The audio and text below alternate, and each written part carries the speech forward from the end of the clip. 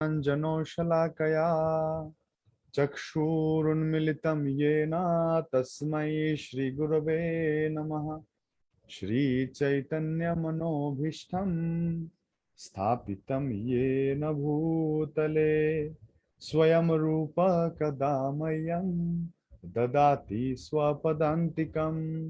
वन्देऽहं श्रीगुरून् श्रीयुतपदकमलं श्रीगुरून् वैष्णवांश्च श्रीरूपं साग्रजातं सहगण रघुनाथान्वितं तं सजीवं साद्वैतं सावधूतं परिजनसहितं कृष्ण चैतन्य देवं श्रीराधा कृष्ण पादान सहगण ललिता श्री विशाखान्वितांश्च। नमः ओं विष्णुपादाय कृष्ण पृष्ठाय भूतले श्रीमते भक्तिवेदांता स्वामी निति नामिने। नमस्ते सारस्वती देवे गौरवाणी प्रचारिणे निर्विशेष शून्यवादी पाश्चात्य दिशतारिणे। जय श्री कृष्ण चैतन्य प्रभु नित्यानंद श्री अद्वैत गदाधरो श्रीवासादि गौर भक्त वृंद। हरे कृष्ण कृष्ण कृष्ण हरे हरे, हरे राम राम राम हरे हरे। नारायणं नमस्कृत्यं नरं चैव नरोत्तमं देवीं सरस्वतीं व्यासं ततो जयमुदीरयेत्। ओम नमो भगवते वासुदेवाय, ओम नमो भगवते वासुदेवाय, ओम नमो भगवते वासुदेवाय। শ্রীমদ্ ভগবদ গীতার এই বিশেষ অধিবেশন গবেষণায় ভগবদ গীতায় সমস্ত ভক্তদেরকে স্বাগতম। আমাদের সমস্ত ভক্তরা যারা যারা উপস্থিত হয়েছেন এখানে বা ভবিষ্যতে উপস্থিত হবেন বা যারা যারা লাইভে দেখছেন তাদেরকে নিয়ে আমরা সম্পূর্ণ ফ্রি সনাতন ধর্মের সমস্ত ভক্তদেরকে নিয়ে ফ্রি বেসড একটি কোর্স আমরা চালু করেছি এই গবেষণায় ভগবদ গীতা এবং সম্পূর্ণ মহাভারত এবং সেই সাথে সম্পূর্ণ শ্রীমদ্ ভাগবতমের আমরা গবেষণাত্মক কোর্সগুলো আমরা চালু করেছি। আপনাদের সবাইকে আমরা আমন্ত্রণ জানাই, আপনাদের সবাইকে শেয়ার করুন এবং বেশি বেশি করে আমন্ত্রণ জানান এত সুন্দর জীবন পরিবর্তন করে দেওয়ার একটি কোর্স, একটি ক্লাস আমরা সবাই যেন অংশগ্রহণ করি। গত ক্লাসে আমরা দেখেছিলাম, একটু রিভিউ করি, রিক্যাপ করি, আমরা গত ক্লাসে আমরা কি কি বিষয় নিয়ে আমরা আলোচনা করেছিলাম। আপনাদের সামনে এখন স্লাইড পরিবেশিত হবে। গত ক্লাসে আমরা দেখেছিলাম যে কিভাবে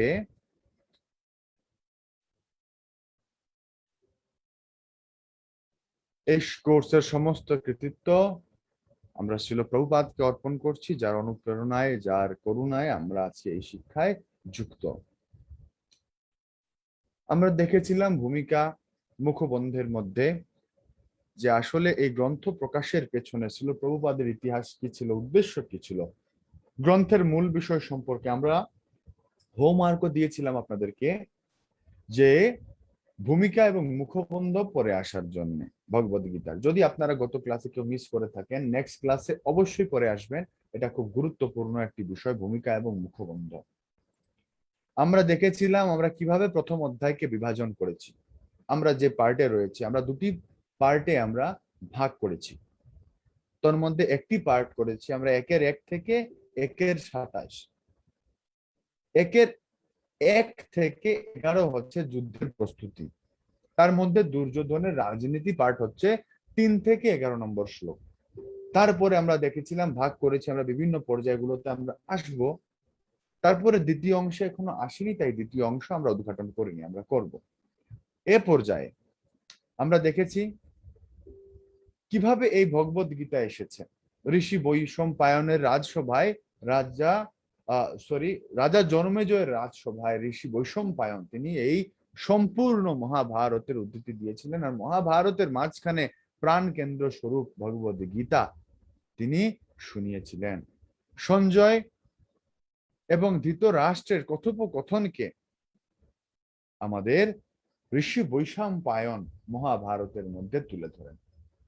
এই সঞ্জয় আর ধৃতরাষ্ট্রের ফুল কনভারসেশন, ফুল ডায়লগ হচ্ছে গিয়ে ভগবদ গীতা। সঞ্জয় আরো আরেকটি ডায়লগকে তিনি পুঁজি বানিয়েছেন। সেটা কি? বৈশম্পায়ন যেমন সঞ্জয় ধৃতরাষ্ট্রের কথোপকথনকে তুলে ধরছেন জনমেজয়ের কাছে, সঞ্জয়ও ভগবান কৃষ্ণ আর অর্জুনের কথোপকথনকে ধৃতরাষ্ট্রের কাছে তুলে ধরছেন। আসুন আমরা দেখি। তারপরে দেখেছিলাম আমরা ধৃতরাষ্ট্র, তিনি শ্লোক নম্বর 1 বলতেন, ধর্মক্ষেত্রে কুরুক্ষেত্রে সমাবেতা যুদ্ধুৎসব মামকা পাণ্ডবাশ্চৈব কিম কুর্বত সঞ্জয়। এই শ্লোকের মাধ্যমে ধৃতরাষ্ট্র কি বোঝাতে চেয়েছেন, তিনি কি জিজ্ঞেস করেছেন, আমরা দেখেছিলাম। আমরা এই শ্লোকের তাৎপর্যে আজকে প্রবেশ করব। তার আগে আমরা দেখেছিলাম কুরুক্ষেত্র কেন ধর্মক্ষেত্র। গত ক্লাসে খুব সুন্দর করে আমরা আলোচনা করেছিলাম সরস্বতী নদী এবং দৃষ্টাবতী নদীর মাঝখানে এই কুরুক্ষেত্র অবস্থিত। এই কুরুক্ষেত্র পূর্বে কি কি নামে ছিল? সেমন্ত পঞ্চক। আমরা মহাভারত আজকে যখন শুরু করব তখন আমরা এই বিষয়টি নিয়ে আলোচনা করব। সেমন্ত পঞ্চক নামে পরিচিত ছিল। আর্যাবর্ত, ভৃগুক্ষেত্র, ব্রহ্মক্ষেত্র, ব্রহ্মবর্ত নামে পরিচিত ছিল। তারপরে মহারাজ কুরুর তপস্যার ঘটনা আমরা জেনেছি এটি ব্রহ্মার তপস্যা ক্ষেত্র, দেবতারাও তপস্যা করতেন। আমরা জেনেছি বেদের কোন জায়গায় কুরুক্ষেত্রের নাম রয়েছে, বহু জায়গার নাম, এবং কুরু বংশের নাম কোথায় কোথায় আছে আমরা জেনেছি গত ক্লাসে। তো মহারাজ কুরুর পিতা মাতার নাম জেনেছি, তার পরিচয় জেনেছি আমরা। ধৃতরাষ্ট্রের সংখ্যা কেন হয়েছিল, কেন ধৃতরাষ্ট্র ভীত হয়ে গিয়েছিলেন, কি কারণে ধৃতরাষ্ট্র এতটা হতচকিত হয়ে গিয়েছিলেন আর জিজ্ঞেস করছেন। গীতার মতো একটি ইম্পর্টেন্ট গ্রন্থের প্রথমেই তিনি এরকম প্রশ্ন করছেন কেন, তার শঙ্কার কথা আমরা জেনেছি। আজকে আমরা শ্লোক 2-এ যাব, কিন্তু 2-এ যাওয়ার পূর্বে আমরা শ্লোক 1-এর তাৎপর্য পড়ব, যেটা খুব জরুরি এই শ্লোকটিকে আমাদের জানার জন্য। আপনারা একটু রেইজ হ্যান্ড করে দিন, যে সমস্ত ভক্তরা রয়েছেন একটু রেইজ হ্যান্ড করুন। যারা যারা পড়বেন তাৎপর্য, আমরা তাৎপর্য স্ক্রিনে নিয়ে আসব, আপনারা এক এক করে পড়বেন।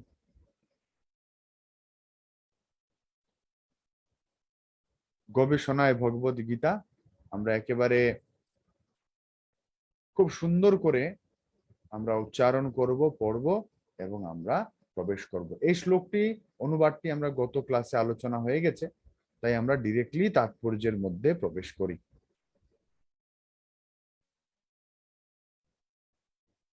ওকে, তাৎপর্য আমাদের, আচ্ছা, সংহিতা মাতাজি রেইজেন্ট করেছেন। আমরা তাৎপর্য শুরুর পূর্বেই আমরা বলবো তাৎপর্যকৃত শ্রীল প্রভুপাদ কি জয়। আমরা এরকম বলে শুরু করব, যেহেতু তাৎপর্যটি করেছেন শ্রীল প্রভুপাদ। ওকে, সংহিতা মাতাজি, সংহিতা সরকার আনমিউট করুন।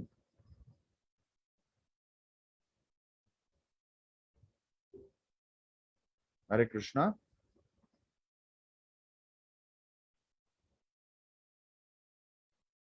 মনিকা সরকার মাতাজি। হরে কৃষ্ণ। সংহিতা মাতাজির কি নেটওয়ার্ক ঠিক আছে? আমি মনিকা মাতাজি বলছি প্রভু। আচ্ছা ঠিক আছে, মনিকা মাতাজি পড়ুন তাৎপর্যকৃত শ্রীল প্রভুপাদ কি জয়, জয়। পড়ুন। তাৎপর্য: ভগবদ গীতা হচ্ছে বহুজন গঠিত ভগবত তত্ত্ব বিজ্ঞান, যার মর্ম গীতা মাহাত্ম্যে বর্ণিত হয়েছে। যেখানে বলা হয়েছে ভগবদ গীতা পাঠ করতে হয় ভগবত তত্ত্বদর্শী কৃষ্ণ ভক্তের তত্ত্বাবধানে। ব্যক্তিগত দৃষ্টিভঙ্গির পরিপ্রেক্ষিতে গীতার বিশ্লেষণ করা কখনোই উচিত নয়। গীতার যথার্থ অর্থ উপলব্ধি করার দৃষ্টান্ত ভগবদ গীতাই আমাদের সামনে তুলে ধরেছে অর্জুনের একটা মাধ্যমে। জিনিস মাতাজি, মনিকা মাতাজি আপনি আবার পড়বেন, একটু ওয়েট। দেখুন এখানে আমরা সিদ্ধান্ত পেয়ে যাচ্ছি প্রথম শ্লোকের তাৎপর্যের মধ্যে। আমরা সিদ্ধান্তগুলো নোট করব, সবাই একটু লিখুন সিদ্ধান্তগুলো। কি সিদ্ধান্ত? ভগবত গীতা হচ্ছে বহুজন পঠিত ভগবত তত্ত্ববিজ্ঞান, তার মর্ম গীতা মাহাত্ম্যে বর্ণিত আছে। সেখানে বলা হয়েছে ভগবত গীতা পাঠ করতে হয় ভগবত তত্ত্বদর্শী কৃষ্ণ ভক্তের তত্ত্বাবধানে। ব্যক্তিগত দৃষ্টিভঙ্গির পরিপ্রেক্ষিতে গীতার বিশ্লেষণ করা কখনোই উচিত নয়। এইটা পয়েন্ট টু বি নোটেড। এই পয়েন্টকে নোট করতেই হবে। আমরা সিদ্ধান্তে যাই কিভাবে ভগবদ গীতা আমরা এভাবে করব, আর আমরা স্লাইডের মধ্যে আমরা সুন্দর করে এই বিষয়টির মধ্যে আমরা সিদ্ধান্ত নোট করব। ঠিক আছে, সিদ্ধান্ত যদি আমরা জেনে যাই তাহলে আমাদের কি হবে, আমরা কখনো ভুল শিক্ষায় শিক্ষিত হব না। দেখুন কিভাবে সরি কিভাবে এটি কর্মশালার মতো, কিন্তু তাই আমরা সবকিছু অন ফিল্ডে হবে, অনলাইনে হবে সব। কিভাবে ভগবদ গীতা শিখতে হয় বা শিক্ষা, ভগবদ গীতা আমরা অধ্যয়ন করব, কিভাবে করব, এটার আনসার দিয়ে দিচ্ছেন খুব সুন্দর করে শিল প্রভুপাদ। নাম্বার 1 টিপস কি? নাম্বার 1, যে একজন তত্ত্বদর্শী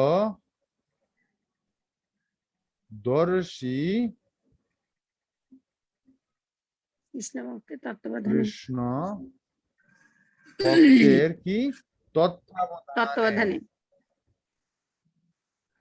রাইট। নাম্বার 2 কি? যে নিজে, তারপরে কি বলছে এখানে, পরের লাইনটা কি বলছে মনিকা মাতাজি বলুন? ব্যক্তিগত দৃষ্টিভঙ্গির পরিপ্রেক্ষিতে গীতার বিশ্লেষণ করা কখনোই উচিত নয়। এইটা মোস্ট ইম্পর্টেন্ট, এটা মোস্ট এটা একদম স্ক্রিনশট নিয়ে একদম মাথার মধ্যে ফিট করবেন। এই জিনিস করার কারণে সনাতন ধর্মের আজকে আমাদের একটু নড়াচড়া অবস্থা, একেবারে ভঙ্গুর অবস্থা। ব্যক্তিগত দৃষ্টিভঙ্গির দ্বারা কখনো কি গীতার বিশ্লেষণ করা উচিত নয়। করা উচিত নয়, ভেরি ইম্পর্টেন্ট, থ্যাংক ইউ। এবার নেক্সট এগুলো সিদ্ধান্ত, কিন্তু হ্যাঁ, গীতার যথার্থ ওখান থেকে পড়ুন মনিকা মাতাজি। গীতার যথাযথ অর্থ উপলব্ধি করার দৃষ্টান্ত ভগবত গীতায় আমাদের সামনে তুলে ধরেছে অর্জুনের মাধ্যমে, যিনি স্বয়ং ভগবানের কাছ থেকে সরাসরিভাবে এই গীতার জ্ঞান লাভ করেছিলেন। অর্জুন ঠিক যেভাবে গীতার মর্ম উপলব্ধি করেছিলেন, ঠিক সেই দৃষ্টিভঙ্গি ও মনোবৃত্তি নিয়েই সকলেরই গীতা পাঠ করা উচিত। তাহলেই গীতার যথাযথ মর্ম উপলব্ধি করা সম্ভব। ধন্যবাদ মনিকা মাতাজি, অসংখ্য হ্যাঁ। ধন্যবাদ। তাহলে মাতাজি হ্যাঁ। ধন্যবাদ। এখন আমরা আরো একটি সিদ্ধান্ত পেয়ে যাচ্ছি, কিভাবে আমরা অধ্যয়ন করব? ঠিক যেভাবে অর্জুন গীতার মর্ম উপলব্ধি করেছিলেন, ঠিক সেভাবেই আমরা করব। এখন দেখবো অর্জুনের মনোভাব কি। খুব সুন্দর, দেখুন এটা সিদ্ধান্ত, রাইট, এটা একটা গুরুত্বপূর্ণ সিদ্ধান্ত। নেক্সট কে পড়বেন? নেক্সট সঙ্গীতা মাতাজির নেট কি ঠিক হয়েছে? না হলে দেবব্রত প্রভুকে দিচ্ছি। দেবব্রত হয়েছে? আচ্ছা, তাহলে নেক্সট দেবব্রত প্রভু প্রস্তুত থাকবেন। ওকে, সংহিতা মাতাজি আপনি তাহলে এই গীতার যথাযথ মর্ম উপলব্ধি করা সম্ভব এই জায়গাতে, সৌভাগ্যবশত। তাহলে গীতার যথার্থ মর্ম উপলব্ধি করা সম্ভব। সৌভাগ্যবশত যদি কেউ গুরু পরম্পরা সূত্রে ভগবত গীতার মন গড়া ব্যাখ্যা ব্যতীত যথাযথ অর্থ উপলব্ধি করতে পারেন, তবে তিনি সমস্ত বৈদিক জ্ঞান এবং পৃথিবীর সব রকমের শাস্ত্র জ্ঞান আয়ত্ত করতে সক্ষম হন। এখানে আরেকটা টিপস পেয়ে যাচ্ছি আমরা, গুরু পরম্পরার সূত্রে ভগবদ গীতার মন গড়া ব্যাখ্যা এড়িয়ে গিয়ে আমাদের গীতাকে অধ্যয়ন করতে হবে। গুরু পরম্পরায় নাম্বার 4 নম্বর পয়েন্ট হচ্ছে গুরু পরম্পরা ধারায় থেকে মন গড়া ব্যাখ্যাকে বাদ দিয়ে ভগবদ গীতার কি অর্থ উপলব্ধি করতে হবে। তারপরে পড়ুন ভগবদ গীতা পড়ার সময়।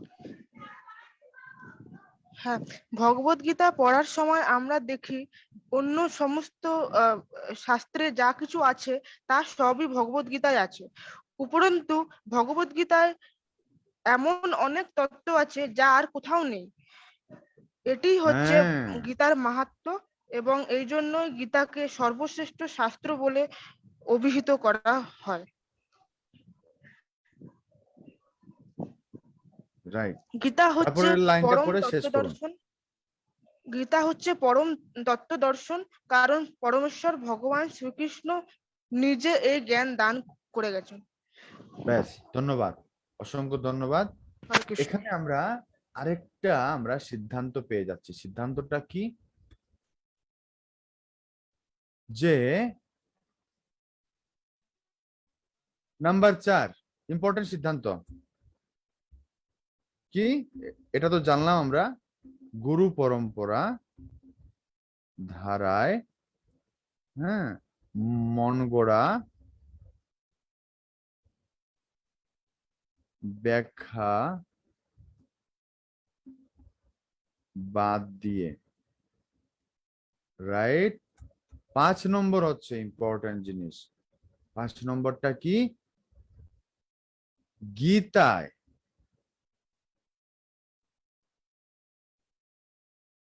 দেখুন কেন গীতা স্পেশাল। কেন গীতা স্পেশাল হিন্দু ধর্মের কাছে কেউ যদি প্রশ্ন করে আমাদের কেন ভগবদ গীতা পড়ব, এইটা হচ্ছে 5 নম্বরটা আমাদের আনসার। সব শাস্ত্রে যা আছে ভগবদ গীতায় সে সব আছে, কিন্তু ভগবদ গীতায়, আমি ভগবতটা লিখছি না, ভগবদ গীতা লেখা উচিত সংক্ষেপে করার জন্য, কিন্তু গীতায় এমন কিছু আছে যা অন্য সব শাস্ত্রে নেই। এটি হচ্ছে ভগবদ গীতার স্পেশালিটি। সব শাস্ত্রে যা আছে গীতায় সেসব আছে, কিন্তু গীতায় এমন কিছু আছে যা সব শাস্ত্রে নেই। তাই সমস্ত শাস্ত্রের মধ্যে শ্রেষ্ঠ শাস্ত্র হচ্ছে এই ভগবদ গীতোপনিষদ বা ভগবদ গীতা। গীতা একটি উপনিষদ, কিন্তু সব শাস্ত্রের মধ্যে শ্রেষ্ঠ শাস্ত্র হচ্ছে এই ভগবদ গীতা। ওকে, নেক্সট দেবব্রত প্রভু। মহাভারতে হ্যাঁ প্রভু। হ্যাঁ প্রভু, আমি আমার বই থেকে পড়ি তাহলে। বইটা খুলেছিস? হ্যাঁ পড়ছি। হ্যাঁ বই খুলে পড়ুন, সমস্যা হ্যাঁ, নেই। মহাভারতে বর্ণিত ধৃতরাষ্ট্র ও সঞ্জয়ের আলোচনার আচ্ছা, বিষয়বস্তু।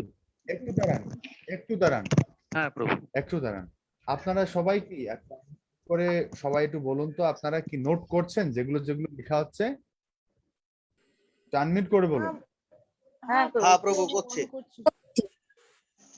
এই তো প্রভু করছে। সবাই একটু আনমিউট করে সবাই একটু হরি বল করা হচ্ছে। হ্যাঁ প্রভু, করা হচ্ছে প্রভু। চেষ্টা করছে প্রভু, এই যে খাতা নিয়ে আছি, করছি প্রভু। ওকে, ফাইন ফাইন, থ্যাংক ইউ। কারণটা হচ্ছে এই ভগবদ গীতা আমরা যখন জানবো, ভগবদ গীতার এই সমস্ত বিষয়গুলো কেন গীতার স্পেশাল, কিসের জন্য আমাদের এই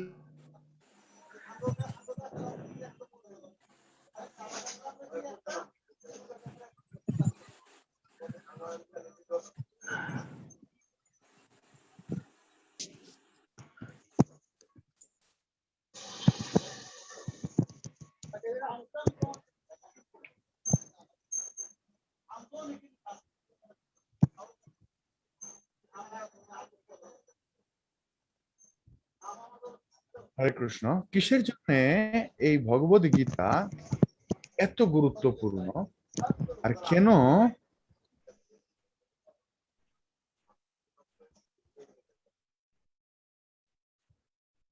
হরে কৃষ্ণ। তো আমরা কিসের জন্য এই ভগবদ গীতা এত গুরুত্বপূর্ণ, কিসের জন্য এই গীতা মাহাত্ম্য অন্যান্য শাস্ত্রের থেকে বহুগুণে বেশি, এই বিষয়টি আমরা একমাত্র জানতে পারি এই সমস্ত জিনিস যখন আমরা নোট করি।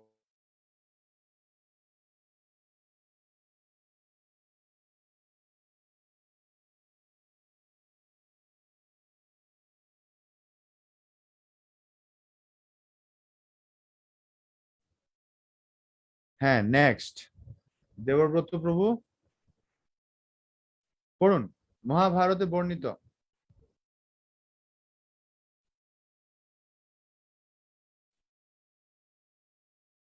শুনতে পাচ্ছি না।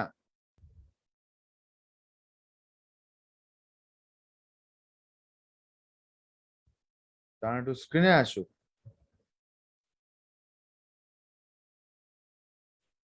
হরি বল। দেবব্রত প্রভু আনমিউট করুন। হ্যাঁ প্রভু, শোনা যাচ্ছে? হ্যাঁ পড়ুন, হ্যাঁ। পড়ুন পড়ুন, শোনা যাচ্ছে, পড়ুন। হ্যাঁ, মহাভারতে বর্ণিত ধৃতরাষ্ট্র ও সঞ্জয়ের আলোচনার বিষয়বস্তু হচ্ছে ভগবদ গীতার মহৎ তত্ত্ব দর্শনের মূল উপাদান। এখানে আমরা জানতে পারি যে এই মহৎ তত্ত্ব দর্শন প্রকাশিত হয়েছিল কুরুক্ষেত্রের রণাঙ্গনে, যা সুপ্রাচীন বৈদিক সভ্যতার সময় থেকেই পবিত্র তীর্থস্থান রূপে খ্যাত। ভগবান যখন মানুষের উদ্ধারের জন্য এই পৃথিবীতে অবতরণ করেছিলেন, তখন এই পবিত্র তীর্থস্থানে তিনি নিজে পরম তত্ত্ব সমন্বিত এই গীতা দান করেন। এই শ্লোকে ধর্মক্ষেত্র শব্দটি খুবই তাৎপর্যপূর্ণ, কারণ কুরুক্ষেত্রের যুদ্ধক্ষেত্রে ভগবান শ্রীকৃষ্ণ অর্জুন তথা পাণ্ডবদের পক্ষে ছিলেন। দুর্যোধন আদি কৌরবদের পিতা ধৃতরাষ্ট্র তার পুত্রদের বিজয় সম্ভাবনা সম্বন্ধে অত্যন্ত সন্দিগ্ধ হয়ে পড়েছিলেন। দ্বিধাগ্রস্ত চিত্তে তাই তিনি সঞ্জয়কে জিজ্ঞেস করেছিলেন, আমার পুত্র ও পাণ্ডুর পুত্রেরা তারপর কি করলো? তিনি নিশ্চিত ছিলেন যে তার পুত্র ও পাণ্ডু পুত্রেরা কুরুক্ষেত্রের বিস্তীর্ণ ভূমিতে যুদ্ধ করবার জন্য সমবেত হয়েছিলেন, কিন্তু তবুও তার অনুসন্ধানটি ছিল তাৎপর্যপূর্ণ। তিনি চাননি যে পাণ্ডব ও কৌরবের মধ্যে কোনো আপোষ মীমাংসা হোক, কিন্তু তিনি চেয়েছিলেন যুদ্ধে তার পুত্রদের ভাগ্য সুনিশ্চিত হোক। তার কারণ হচ্ছে কুরুক্ষেত্রের পুণ্য তীর্থে এই যুদ্ধের আয়োজন হয়েছিল। বেদে বলা হয়েছে কুরুক্ষেত্র হচ্ছে অতি পবিত্র স্থান, যা দেবতারাও পূজা করে থাকেন। তাই ধৃতরাষ্ট্র এই যুদ্ধের ফলাফলের উপর এই পবিত্র স্থানের প্রভাব সম্বন্ধে শঙ্কাকুল হয়ে পড়েছিলেন। তিনি খুব ভালোভাবে জানতেন যে অর্জুন এবং পাণ্ডুর অন্যান্য পুত্রদের উপর এই পবিত্র স্থানের মঙ্গলময় প্রভাব সঞ্চারিত হবে, কারণ তারা সকলেই ছিলেন অত্যন্ত ধর্মপরায়ণ। সঞ্জয় ছিলেন ব্যাসদেবের শিষ্য, তাই ব্যাসদেবের আশীর্বাদে তিনি দিব্য চক্ষু প্রাপ্ত হন, যার ফলে তিনি ঘরে বসেও কুরুক্ষেত্রের সমস্ত ঘটনা দেখতে পাচ্ছিলেন। তাই ধৃতরাষ্ট্র তাকে যুদ্ধক্ষেত্রের পরিস্থিতি সম্পর্কে জিজ্ঞাসা করেন। পাণ্ডবেরা এবং ধৃতরাষ্ট্রের পুত্রেরা ছিলেন একই বংশজাত, কিন্তু ধৃতরাষ্ট্রের মনোভাব এখানে প্রকাশ পেয়েছে। তিনি কেবল তার পুত্রদেরই কৌরব বলে গণ্য করে পাণ্ডুর পুত্রদের বংশগত উত্তরাধিকার থেকে বঞ্চিত করেছেন। এভাবে ভ্রাতৃস্পুত্র বা পাণ্ডুর পুত্রদের সঙ্গে সম্পর্কের মাধ্যমেই ধৃতরাষ্ট্রের বিশেষ দৃষ্টিভঙ্গি হৃদয়ঙ্গম করা যায়। ধান খেতে যেমন আগাছাগুলি তুলে ফেলে দেওয়া হয়, তেমনি ভগবদ গীতার সূচনা থেকেই আমরা দেখতে পাচ্ছি কুরুক্ষেত্রের রণাঙ্গনে ধর্মের প্রবর্তক ভগবান স্বয়ং উপস্থিত থেকে ধৃতরাষ্ট্রের পাপিষ্ঠ পুত্রদের সমূলে উৎপাটিত করে ধার্মিক যুধিষ্ঠিরের নেতৃত্বে ধর্মপরায়ণ মহাত্মাদের পুনঃপ্রতিষ্ঠা করবার আয়োজন করেছেন।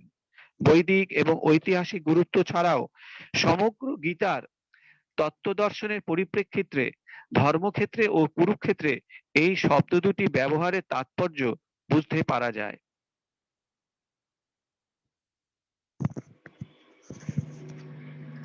প্রভু প্রথমটা হয়ে গেছে পুরোটা, হ্যাঁ প্রভু, অ্যাকচুয়ালি আই থিঙ্ক প্রভু না নেটওয়ার্ক ইস্যু নেটওয়ার্কে হয়ে নেই গেছে। মনে হচ্ছে। হ্যাঁ হ্যাঁ হ্যাঁ, যাই হোক, তাৎপর্যটা পড়া হয়ে গেছে। তাই তো আমি ভাবছি প্রভু থামালেন না, প্রভু আমাকে মাঝখানে। অনেক ভাগ্য, পুরো তাৎপর্যটা পড়ে নিয়েছি। হ্যাঁ, মনে হয় আচ্ছা, আবার দেখি। পড়তে হবে তাহলে। হ্যাঁ, তাহলে আমরা কি করি এখন? আমাদের যে হোমওয়ার্ক ছিল সেটা নিয়ে তাহলে আমরা কি একটু আলোচনা করবো? let's see. Just 2 minute wait করি, তারপরে আমরা কিছু একটা করছি।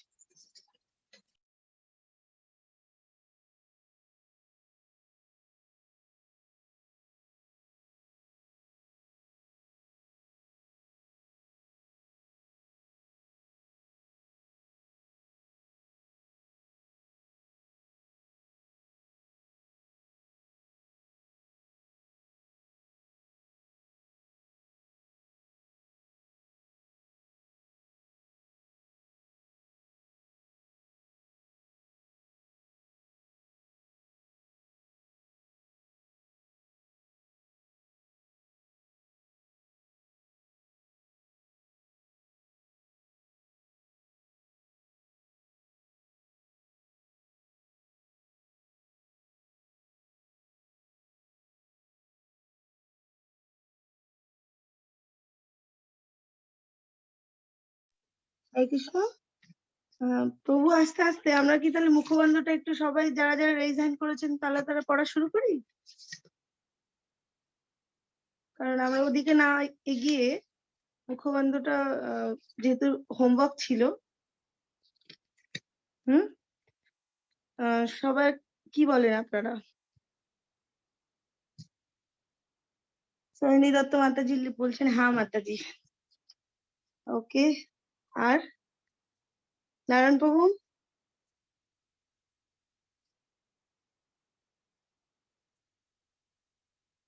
ওকে, ঠিক আছে। তাহলে নেক্সট দেখি কার ইয়ে আছে।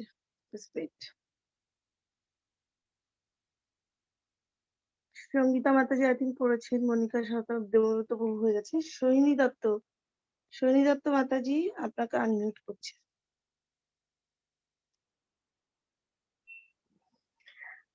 সোহিনী হরে মাতাজি? কৃষ্ণ। হ্যাঁ মাতাজি, আপনার কাছে তো কি হার্ড হ্যাঁ, কপি রয়েছে আছে না ভগবত গীতার? আছে আছে আছে। ওকে, তাহলে আমরা একটু পড়ি এখান থেকে। এই যে যেখানে মঙ্গলাচরণটা ফিনিশ হচ্ছে, আচ্ছা, পেজ ওই নাম্বার 6। হ্যাঁ, পেজ নাম্বার 6 এ ওই ভগবত গীতা আরেক নাম গীতোপনিষদ, ওখান থেকে তো? হ্যাঁ হ্যাঁ হ্যাঁ, ওখান থেকে পড়ি। আচ্ছা, ভগবত গীতার আরেক নাম গীতোপনিষদ। এটি বৈদিক দর্শনের সারমর্ম এবং বৈদিক সাহিত্যের অন্যতম শ্রেষ্ঠ উপনিষদ। ভগবত গীতার অনেক ইংরেজি ভাষ্য ইতিমধ্যে প্রকাশিত হয়েছে, তাই অনেকের মনে প্রশ্ন জাগতে পারে ভগবত গীতার আরো একটি ইংরেজি ভাষ্যের কি দরকার। ভগবত গীতার এই সংস্করণ সম্বন্ধে এইভাবে ব্যাখ্যা করা যেতে পারে। ইদানিং একজন আমেরিকান ভদ্রমহিলা আমাকে জিজ্ঞাসা করেছিলেন, ভগবত গীতার কোনো ইংরেজি অনুবাদে ভগবত গীতার প্রকৃত ভাবকে যথাযথভাবে প্রকাশ করা হয়েছে? আমেরিকাতে ভগবত গীতার বহু ইংরেজি সংস্করণ পাওয়া যায়, কিন্তু আজ পর্যন্ত আমি এমন একটিও ভগবত গীতা পেলাম না যাতে ভগবত গীতার যথার্থ ভাবকে বজায় রেখে তার অনুবাদ করা হয়েছে। শুধু আমেরিকাতেই নয়, ভারতবর্ষেও ভগবত গীতার ইংরেজি অনুবাদের সেই একই অবস্থা। তার কারণ হচ্ছে ভাষ্যকারেরা ভগবত গীতার মূল ভাবটি বজায় না রেখে তাদের নিজেদের মতামতের পরিপ্রেক্ষিতে তারা ব্যাখ্যা করেছেন। গীতাতে এই ভগবত গীতার মূল ভাবটি ব্যক্ত হয়েছে। এটি ঠিক এইরকম, ঔষধ সেবন করার সময় আমরা আমাদের ইচ্ছা মতো বা খেয়াল খুশি মতো সেই ঔষধ নিতে পারি না। ডাক্তারের নির্দেশ নির্দেশ বা ঔষধের শিশিতে দেওয়া নির্দেশ অনুসরণ করতে হয়। তেমনি ভগবত গীতাকে গ্রহণ করতে হবে ঠিক যেভাবে তার বক্তা তাকে গ্রহণ করার নির্দেশ দিয়ে গেছেন। ভগবত গীতার বক্তা স্বয়ং ভগবান শ্রীকৃষ্ণ। ভগবত গীতার একটি পৃষ্ঠায় শ্রীকৃষ্ণকে পরমেশ্বর ভগবান বলে উল্লেখ করা হয়েছে। ভগবান শব্দটি অবশ্য কখনো কখনো কোনো শক্তিমান পুরুষ অথবা কোনো দেবতার ক্ষেত্রেও প্রয়োগ করা হয়। এখানে ভগবান শব্দটির দ্বারা ভগবান শ্রীকৃষ্ণকে মহাপুরুষ রূপে বর্ণনা করা হয়েছে, কিন্তু সেই সঙ্গে আমাদের জ্ঞাত হওয়া উচিত যে শ্রীকৃষ্ণই পরমেশ্বর ভগবান। ভগবান শ্রীকৃষ্ণই যে পরমেশ্বর তা স্বীকার করেছেন সমস্ত মহান আচার্যেরা, যেমন শঙ্করাচার্য, রামানুজাচার্য, মাধব মধ্বাচার্য, নিম্বকাচার্য, শ্রী চৈতন্য মহাপ্রভু এবং ভারতের আরো অনেক বৈদিক জ্ঞানের তত্ত্বদ্রষ্টা মহাপুরুষেরা। শ্রীকৃষ্ণ নিজেই ভগবত গীতাতে বলে গেছেন যে তিনি স্বয়ং ভগবান। ব্রহ্মসংহিতা ও অন্য সমস্ত পুরাণে, বিশেষ করে ভাগবত পুরাণ, শ্রীমৎ ভাগবতে শ্রীকৃষ্ণকে পরমেশ্বর ভগবান রূপে বর্ণনা করা হয়েছে। কৃষ্ণস্তু ভগবান স্বয়ং। তাই ভগবান শ্রীকৃষ্ণ যেমন ভাবে নির্দেশ দিয়ে গেছেন ঠিক সেইভাবেই ভগবত গীতাকে আমাদের গ্রহণ করতে হবে। ভগবত গীতার 4র্থ অধ্যায়ে ভগবান বলেছেন, ইমং বিবস্বতে যোগং প্রোক্ত বাহ্যম ব্যয়ম বিবস্বন্ম নবে প্রাহ মনুরীক্ষা কবে হ ব্রবীত এবং পরম্পরা প্রাপ্ত ইমং রাজর্ষয় বিদু সকালে নেহ মহতা যোগ নষ্ট পরন্তপ স এবাং ময়া তেহদ্য যোগ পোক্ত পুরাতন ভক্ত হোসি মে সখা চেতি রহস্যং হেতদুত্ত মম। এখানে ভগবান অর্জুনকে বলেছেন যে এই যোগ ভগবত গীতা প্রথমে তিনি সূর্যদেবকে বলেন, সূর্যদেব তা বলেন মনুকে, মনু ইক্ষ্বাকুকে, এবং এভাবে গুরু পরম্পরাক্রমে গুরুদেব থেকে শিষ্যতে এই জ্ঞান ধারাবাহিকভাবে প্রবাহিত হয়ে আসছিল। কিন্তু একসময় এই পরম্পরা ছিন্ন হয়ে যাওয়ার ফলে আমরা এই জ্ঞান হারিয়ে ফেলি। তাই ভগবান কুরুক্ষেত্রের রণাঙ্গনে নিজে এসে আবার এই জ্ঞান অর্জুনের মাধ্যমে দান করলেন। তিনি অর্জুনকে বললেন, তুমি আমার ভক্ত ও সখা, তাই রহস্যাবৃত এই পরম জ্ঞান আমি তোমাকে দান করছি। এই কথার তাৎপর্য এই যে ভগবত গীতার জ্ঞান কেবল ভগবানের ভক্তরাই আহরণ করতে পারেন। আধ্যাত্মবাদীদের সাধারণত 3টি শ্রেণীতে ভাগ করা যায়, যথা জ্ঞানী, যোগী ও ভক্ত, অথবা নির্বিশেষবাদী, ধ্যানী ও ভগবত ভক্ত। এখানে ভগবান স্পষ্টভাবে অর্জুনকে বলেছেন যে পূর্বের পরম্পরা নষ্ট হয়ে যাবার ফলে তিনি তাকে দিয়ে পুনরায় সেই পুরাতন যোগের প্রচার করলেন। তিনি চেয়েছিলেন যে অর্জুন এই জ্ঞানকে যথাযথভাবে উপলব্ধি করে নতুন ভাবে তার প্রচার করবেন। আর এই কাজের জন্য তিনি অর্জুনকে কেবল মনোনীত করলেন, কারণ অর্জুন ছিলেন তার ভক্ত, তার অন্তরঙ্গ সখা ও তার প্রিয় শিষ্য। তাই ভগবানের ভক্ত না হলে, অর্থাৎ ভক্তি ও ভালোবাসার মাধ্যমে তার অন্তরঙ্গ সান্নিধ্যে না এলে ভগবানের মাহাত্ম্য উপলব্ধি করতে পারা সম্ভব নয়। তাই অর্জুনের গুণে গুণান্বিত মানুষেরাই কেবল ভগবত গীতাকে যথাযথভাবে উপলব্ধি করতে পারেন। ভক্তির মাধ্যমে ভক্তের সঙ্গে ভগবানের প্রত্যক্ষ সম্পর্ক গড়ে ওঠে। যখন কেউ ভগবত ভক্তে পরিণত হন তখন তার ভগবানের সঙ্গে একটি প্রত্যক্ষ সম্পর্ক তৈরি হয়। এই সম্পর্কে ব্যাখ্যা করতে গেলে অনেক বিস্তৃত আলোচনা করতে হয়, তবে সংক্ষেপে বলা যায় যে ভক্ত ভগবানের সঙ্গে নিম্নলিখিত 5টি সম্পর্কের যে কোনো একটির দ্বারা যুক্ত থাকেন। যেমন 1 নম্বর, কেউ নিষ্ক্রিয়ভাবে ভক্ত হতে পারেন শান্ত, কেউ সক্রিয়ভাবে ভক্ত হতে পারেন দাস্য, কেউ বন্ধুভাবে ভক্ত হতে পারেন সখ্য, কেউ অভিভাবক রূপে ভক্ত হতে পারেন বাৎসল্য, কেউ দাম্পত্য প্রেমে ভক্ত হতে পারেন মাধুর্য। হরে কৃষ্ণ মাতাজি, থ্যাংক ইউ। হরে কৃষ্ণ। তাহলে এখানে আমরা অ্যাকচুয়ালি ভগবান কেন পরমেশ্বর ভগবান শ্রীকৃষ্ণ সেটা আমরা জানতে পারলাম। আর ভগবত গীতার আর এক নাম গীতোপনিষদ, আর এটা পরম্পরা ধারায় যে ভগবান আর কি এই গীতার জ্ঞানটা বলেছেন সবথেকে প্রথমে সূর্যদেব, বিবস্বান, তারপরে মনু, ইক্ষ্বাকু এর মাধ্যমে। আর মেন পয়েন্ট কি পেলাম যে আমরা 5 মেন মুখ্য রস শান্ত, দাস্য, সখ্য, বাৎসল্য আর মাধুর্য, এই 5 মুখ্য রসের সাথে আমরা ভগবানের সাথে যুক্ত হতে পারি। নেক্সট শোভন চক্রবর্তী মাতাজি।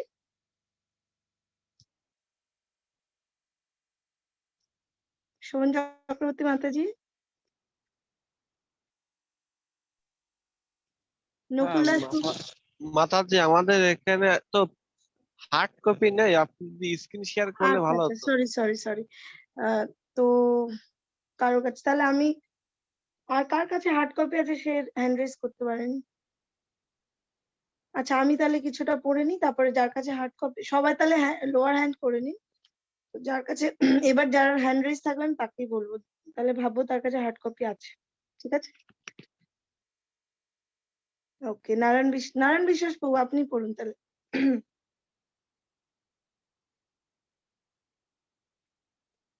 নারায়ণ বিশ্বাস বাবু,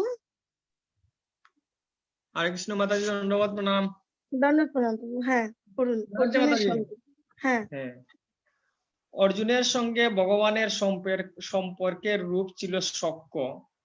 অবশ্য শ্রীকৃষ্ণের সঙ্গে অর্জুনের যে বন্ধুত্বের সম্পর্ক, তার সঙ্গে পার্থিব জগতের বন্ধুত্বের বিস্তর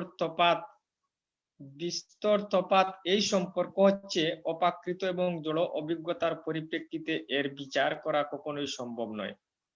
যে কোনো লোকের পক্ষে এই বন্ধুত্বের আস্বাদন লাভ করা সম্ভব নয়।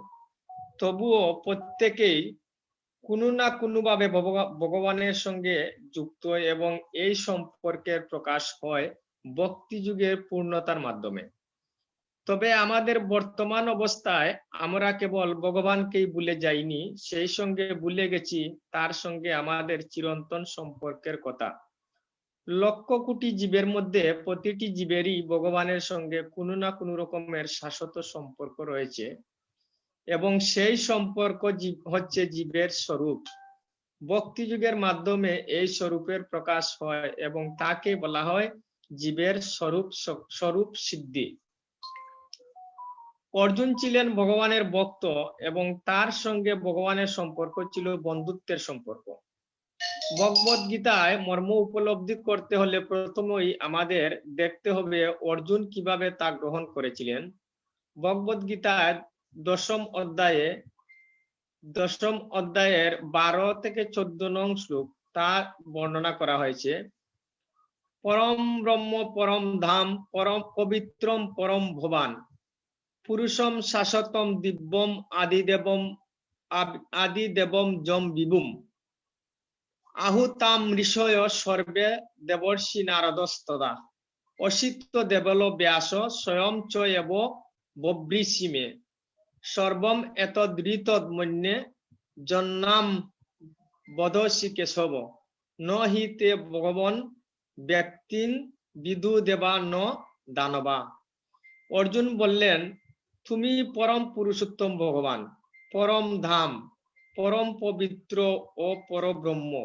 তুমি শাশ্বত, দিব্য আদি পুরুষ, অজ ও বিভু। নারদ, অসিত, দেবল, ব্যাস আদি সমস্ত মহান ঋষিরাই তোমার এই তত্ত্ব প্রতিপন্ন করে গেছেন, আর এখন তুমি নিজেও তা আমার কাছে ব্যক্ত করছো।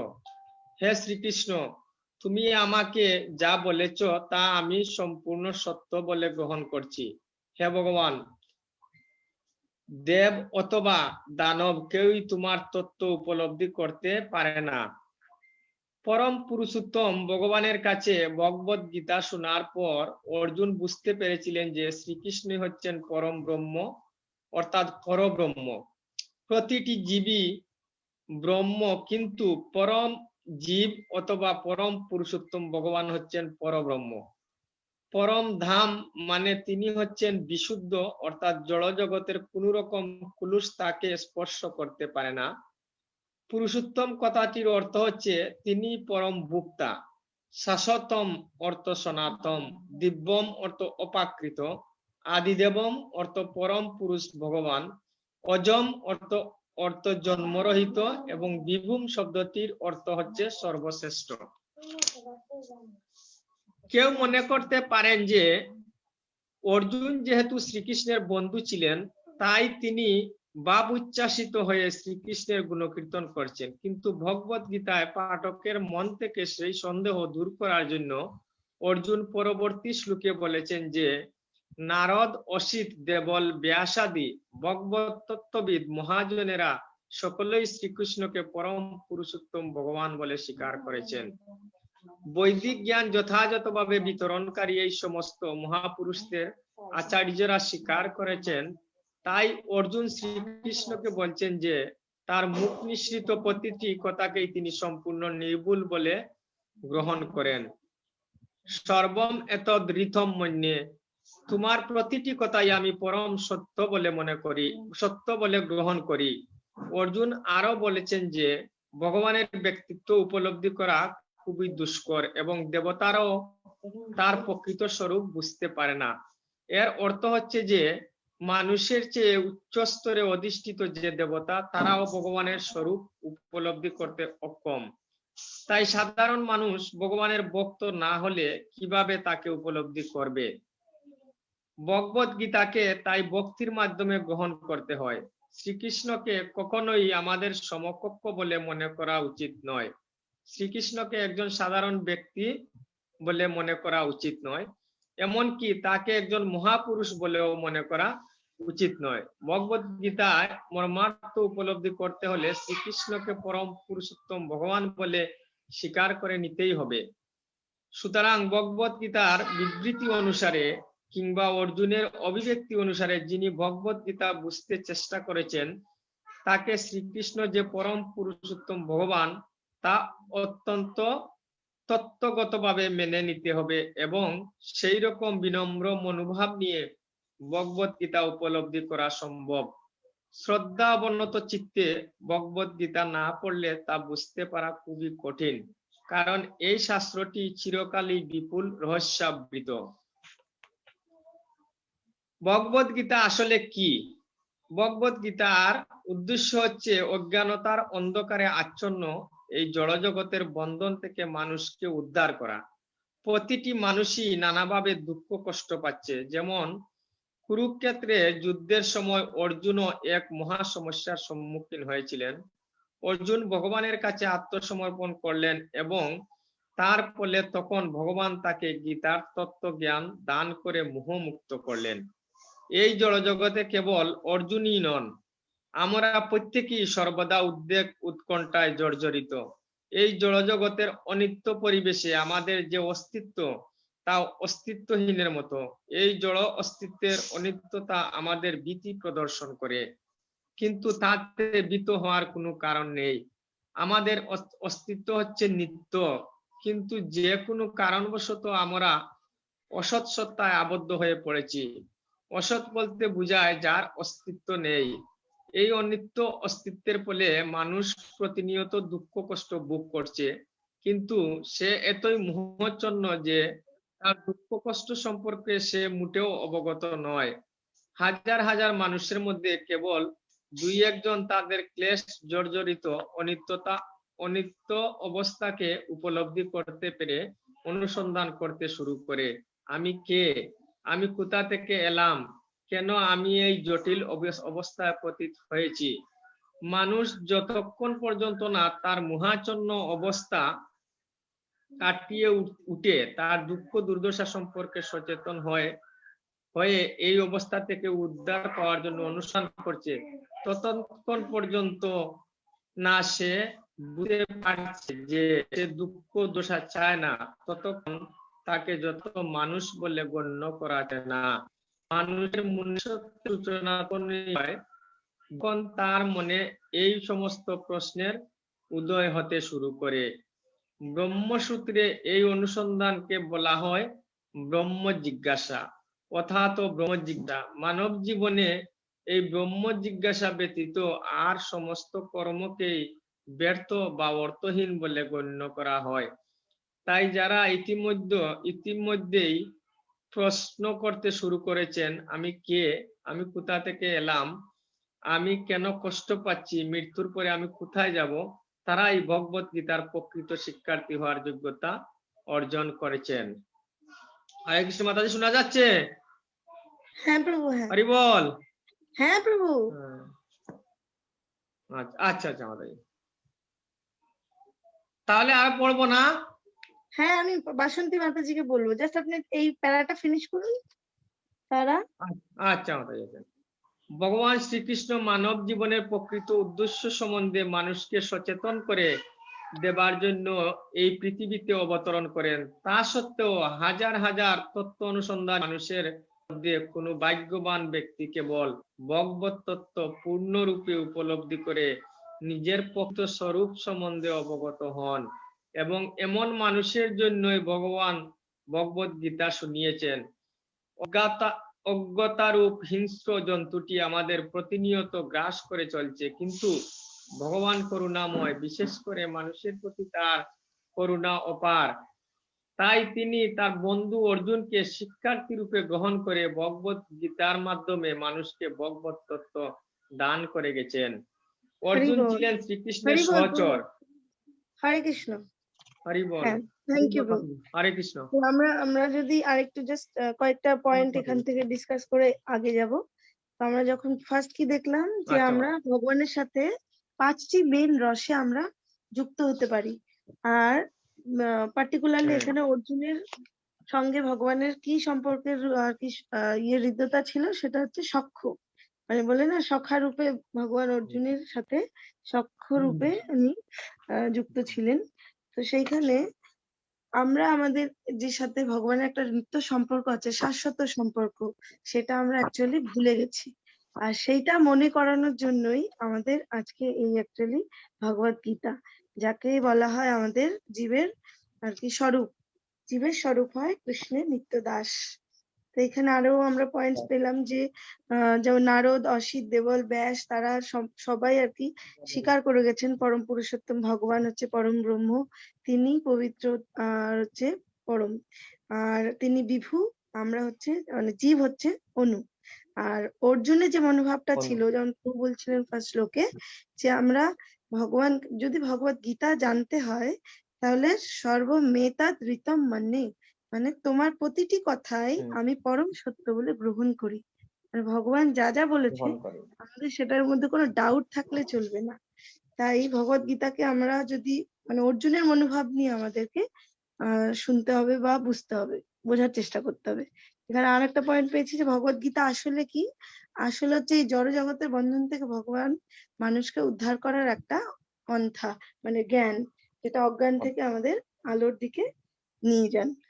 আর যেহেতু আমরা সবাই জানি আমরা প্রতিটি মানুষই কোনো না কোনো ক্লেশ দুঃখে জর্জরিত আছি, তবু এত দুঃখের মধ্যে যারা আর কি প্রশ্ন করে, আমরা তো প্রশ্নোত্তর আর কি করতেই থাকি, অনেক প্রশ্ন করি, মা এটা কেন হলো, ওটা কেন হলো, হ্যাঁ বাচ্চা মাকে কত কোশ্চেন করে, কিন্তু যখন কোনো জীব এই কোশ্চেন করে যে আমি কে, আমি কোথা থেকে এলাম, আমি কোথায় যাব, আর আমি কেনই বা এখানে এলাম, আমার সাথে মানে ভগবানের সম্পর্কটা কি, তো এইগুলোকে বলা হয় অথাত ব্রহ্ম জিজ্ঞাসা।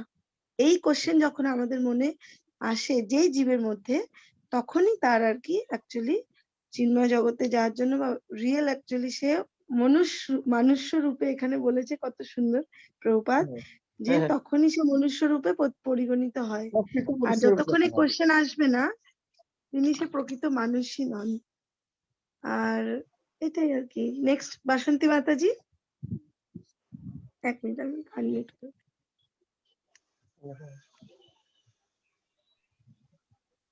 বাসন্তী মাতাজি। হ্যাঁ, হরে কৃষ্ণ। হ্যাঁ মাতাজি, পড়ুন মাতাজি। অর্জুন ছিলেন শ্রীকৃষ্ণের সহচর, তাই জড়জগতের অজ্ঞতা তাকে স্পর্শ করতে পারত না।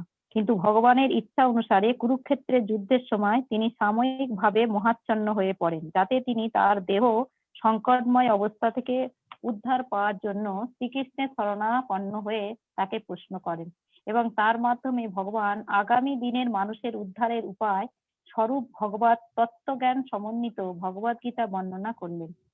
অপার করুণাময় ভগবান মানব জীবনে সার্থক করে তোলবার জন্য মানুষকে তার স্বরূপ সম্বন্ধে অবগত করলেন, আর তাদের নির্দেশ দিলেন বিবাহিত করা উচিত। ভগবত গীতার বিষয়বস্তুতে আমরা 5টি মূল তত্ত্ব উপলব্ধি করতে পারি। সর্বপ্রথমে ভগবানের স্বরূপ বর্ণনা করা হয়েছে এবং তার পরিপ্রেক্ষিতে জীবের স্বরূপ ব্যাখ্যা করা হয়েছে। ঈশ্বর আছেন এবং তিনি সবকিছু নিয়ন্ত্রণ করছেন, আর জীব প্রতিনিয়তই তার দ্বারা নিয়ন্ত্রণ হচ্ছে। যদি কেউ বলে যে সে কারো দ্বারা নিয়ন্ত্রিত হচ্ছে না, সে মুক্ত, তাহলে বুঝতে হবে সে উন্মাদ। জীব সর্বদাই বিশেষ করে বদ্ধ অবস্থায় সর্বতোভাবে নিয়ন্ত্রিত। তাই ভগবদ গীতায় পরম নিয়ন্তার ঈশ্বর সর্বদা নিয়ন্ত্রিত জীবের বিষয়বস্তু নিয়ে আলোচিত হয়েছে। তাছাড়া প্রকৃতি, কাল এবং কর্ম আলোচনা করা হয়েছে। ভৌতিক জগতের প্রকাশ বিভিন্ন কার্যকলাপে পরিপূর্ণ। সমস্ত জীবেরা বিভিন্ন কার্যকলাপে লিপ্ত। তাই ভগবদ গীতা থেকে আমাদের জানতে হবে ভগবান কে, জীব কি, প্রকৃতি কি, ভৌতিক জগৎ কি, আর কিভাবে তা মহাকালের দ্বারা পরিচালিত হয় এবং জীবের কার্যকলাপ কিভাবে নিয়ন্ত্রিত হয়। ভগবদ গীতায় এই 5টি বিষয়বস্তু আলোচনা করার মাধ্যমে সুদৃঢ়ভাবে প্রমাণ করা হয়েছে যে ভগবান বা শ্রীকৃষ্ণ বা পরম ব্রহ্ম বা পরম নিয়ন্তা বা পরমাত্মা, যে নামেই তাকে সম্বোধন করা হোক, তিনি হচ্ছেন সর্বশ্রেষ্ঠ। সকল জীবই পরম নিয়ন্তার মতোই গুণগতভাবে সমান। যেমন জড়া প্রকৃতি জাত এই বিশ্ব ব্রহ্মাণ্ডে সবকিছু ভগবান নিয়ন্ত্রণ করছেন, যা ভগবদ গীতার শেষ অধ্যায়গুলিতে বর্ণনা করা হয়েছে। জড়া প্রকৃতি স্বাধীন নয়, পরমেশ্বরের নির্দেশে তাকে কাজ করতে হচ্ছে। শ্রীকৃষ্ণ তাকে বলেছেন, ময়াধক্কেন প্রকৃতি সুয়তে সচরাচরম। এ জড়া প্রকৃতি আমার নির্দেশনায় ক্রিয়াশীল। আমরা যখন ভৌতিক জগতে বিস্ময়কর কোনো কিছু ঘটতে দেখি, তখন আমাদের বোঝা উচিত যে এর পেছনে একজন নিয়ন্তা রয়েছেন। নিয়ন্ত্রিত না হলে কোনো কিছুর প্রকাশ হতে পারে না। যদি কেউ মনে করে যে কোনো পরিচালক ব্যতীত এই প্রকৃতি পরিচালিত হচ্ছে, তবে তা শিশু সুলভ নিবুদ্ধিতা। একটি শিশু যেমন একটি মোটর গাড়ি চলতে দেখে মনে করতে পারে যে কোনো ঘোড়া বা পশুর দ্বারা পরিচালিত না হয়ে মোটর গাড়িটি নিজে নিজেই চলছে। কিন্তু পরিণত বুদ্ধি সম্পূর্ণ যে কোনো মানুষই মোটর গাড়ির কারিগরি ব্যবস্থার ব্যাপারটি জানে। সে জানে যে একজন চালক কলকবজা নাড়িয়ে এই গাড়িটিকে চালিয়ে নিয়ে যাচ্ছে। তেমনি পরমেশ্বর ভগবান হচ্ছেন এই ভৌতিক জগতের সমস্ত কিছুর পরিচালক। তারই তত্ত্বাবধানে সবকিছু পরিচালিত হচ্ছে। জীব হচ্ছে ভগবানের অবিচ্ছেদ্য অংশ এবং ভগবদ গীতাকে তার বিশদ আলোচনা করা হয়েছে। এক বিন্দু সমুদ্রের জল যেমন গুণগতভাবে সমস্ত সমুদ্রের জল থেকে অভিন্ন, এক কণা সোনাও যেমন সোনার, ঠিক তেমনি জীব পরম নিয়ন্তা এবং ঈশ্বর বা ভগবান শ্রীকৃষ্ণের অপরিহার্য অংশ হবার ফলে ভগবানের সমস্ত গুণই তার মধ্যে অণু পরিমাণে বিদ্যমান। কেননা প্রতিটি জীব ক্ষুদ্র ঈশ্বর, নিয়ন্তাধীন ঈশ্বর। আমরা প্রকৃতির ওপর কর্তৃত্ব করার চেষ্টা করি। যেমন এখন আমরা অন্তরিক্ষ অথবা অন্যান্য গ্রহ নিয়ন্ত্রিত করবার চেষ্টা করছি। এই প্রচেষ্টা স্বাভাবিক কারণ কর্তৃক করার এই গুণ শ্রীকৃষ্ণের মধ্যেই বিদ্যমান। কিন্তু প্রকৃতির ওপরে কর্তৃত্ব বাসনা আমাদের মনে থাকলেও আমাদের বোঝা উচিত যে আমরা পরম নিয়ন্তা নই। ভগবদ গীতাতে এর বিশদ ব্যাখ্যা করা হয়েছে। জড়া প্রকৃতি কি? গীতায় তাকে ব্যাখ্যা করা হয়েছে যে তা হচ্ছে নিকৃষ্টা প্রকৃতি, আর জীবকে বলা হয়েছে উৎকৃষ্টা প্রকৃতি। উৎকৃষ্টা হোক এবং নিকৃষ্টাই হোক, প্রকৃতি সবসময় নিয়ন্ত্রণাধীন। স্ত্রী যেমন স্বামীর দ্বারা পরিচালিত হয়, নারী স্বরূপা প্রকৃত তেমনি ঈশ্বরের দ্বারা পরিচালিত হয়। জীব ও জড়া প্রকৃতির উভয়কেই পরমেশ্বর পরিচালিত করেন। গীতাতে বলা হয়েছে জীব যদিও ভগবানের অপরিহার্য অংশ, তবুও তাকে প্রকৃতি বলেই স্বীকার করতে হবে। ভগবদ গীতার 7ম অধ্যায়ে তা স্পষ্ট ভাবে বলা হয়েছে, অপরিয়মিত স্তনাং প্রকৃতি বৃদ্ধি মে পরম জীবভূতাম। এই জড়া প্রকৃতি আমার নিয়ন্তার প্রকৃতি। এই নিয়ন্তার প্রকৃতির অতীত আর একটি প্রকৃতি আছে, জীবভূতাম অর্থাৎ জীবসত্তা। জড়া প্রকৃতি গঠিত হয়েছে সত্য, রজ ও তম এই 3টি গুণের সমন্বয়। এই গুণত্রয়ের ঊর্ধ্বে আছে অনন্তকাল। অনন্তকালের প্রভাবে পরিচালনায় এই গুণগুলির সমন্বয় ঘটে এবং তার ফলে প্রকৃতি সক্রিয় হয়ে ওঠে। একে বলা হয় কর্ম। অনন্তকাল ধরে এই কর্ম প্রক্রিয়া ঘটে চলেছে। আমরা আমাদের কর্মের ফলস্বরূপ সুখ অথবা দুঃখ ভোগ করি। যেমন মনে করা যাক যে আমি একজন ব্যবসায়ী, তখন আমি যদি বুদ্ধি খাটিয়ে কঠোর পরিশ্রম করে প্রচুর অর্থ সঞ্চয় করি, তবে আমি সেই অর্থে উপভোগ করতে পারি। কিন্তু আমি যদি আমার সমস্ত সম্পদ অপচয় করে ফেলি, তবে আমাকে ক্লেশ স্বীকার করতেই হবে। সেই রকম জীবনকে প্রতিটি ক্ষেত্রেই আমরা আমাদের কর্মের ফলস্বরূপ সুখ অথবা দুঃখ। হরে কৃষ্ণ হরে হরে কৃষ্ণ বল। কৃষ্ণ কৃষ্ণ হরে হরে হরে হরে রাম রাম, হরে হরে রাম রাম, রাম রাম হরে হরে। আমরা অসংখ্য প্রভুজি ধন্যবাদ মুখমন্ত্রটা আপনাদেরকে পড়ে অপেক্ষায়। অনেকটাই। প্রভু কি নাস্তা করতে গিয়েছিলেন নাকি? আমার আবার ইন্টারনেট চলে গেছিল। অ্যাকচুয়ালি আপনাদের ওখানে বোধহয় ভূমিকম্প যাই হয়েছে হোক, আজকে, না? ভূমিকম্প গত কয়েকদিন আগে 9 বার আরে হয়েছে কত মাথায়। কিছু হয়ে যাচ্ছে। 9 বার, একদিনের মধ্যে 9 বার। হ্যাঁ, ঠিক আছে প্রভু, আপনি যেখানে ছেড়েছিলেন ওটা স্টার্ট অবস্থাই করুন। আমরা খারাপ। ওই মুখবন্ধটা একটু আর কি কন্টিনিউ করেছিলাম। একটু দেখলাম, মুখবন্ধটা একটু দেখলাম।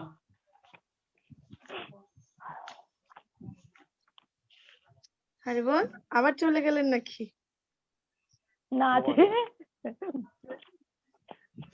হ্যাঁ, ওরা একটু এসেছে। হরে কৃষ্ণ। ঠিক আছে, তাহলে আমরা শুরু করি। আমরা ছিলাম খুব সুন্দর একটি জায়গায়।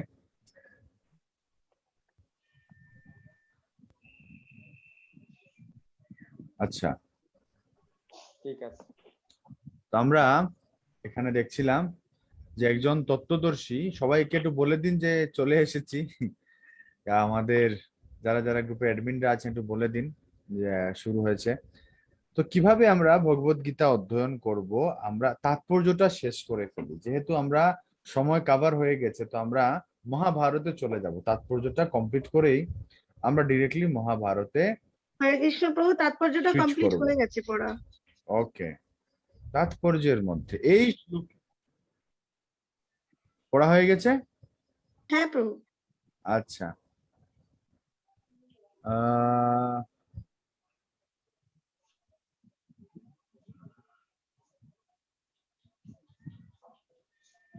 একটা বড় সমস্যা হবে বলে। ওটা দেখা যাবে না নেটের মাঝে। হলো তুফান।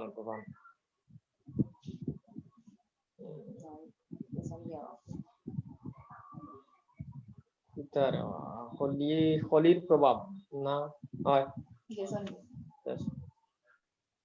হরে কৃষ্ণ শ্যামলা মাতাজি, হরি বল। হরে কৃষ্ণ। আচ্ছা প্রভু, আবার চলে গেলেন নাকি? প্রভু আবার চলে গেছেন। প্রভুকে খুব নেটে খুব সমস্যা হচ্ছে, প্রভু আবার চলে গেছেন। তাহলে আমরা আবার আসবে কি আসবে, করব? মহাভারতের ক্লাস আছে না, প্রভু আসলে মহাভারতের, এখন মহাভারত স্টার্ট হবে তো। তাহলে বাসন্তী মাতাজি কোথা থেকে করেছে, আমি একটুখানি কন্টিনিউ করে নি তাহলে। হ্যাঁ। বাসন্তী যাই হোক, মাতাজি একটু এরকম আজকে করে। একটু অসুবিধা করছে নেটওয়ার্ক। আচ্ছা, প্রভু। তো এসেছে। আমরা যে জায়গাতে ছিলাম, ওকে, হ্যাঁ প্রভু, তাহলে আপনি আমরা যে মহাভারত জায়গাতে ছিলাম এটা একটু সেই ওয়াইন্ড আপ করে জায়গাতে মহাভারতটা নেটওয়ার্কটা আমরা আজকে একটু, স্টার্ট করবেন, হ্যাঁ? Okay okay okay okay, that is good, that is good. তাহলে আমরা মহাভারতে প্রবেশ করি। মহাভারত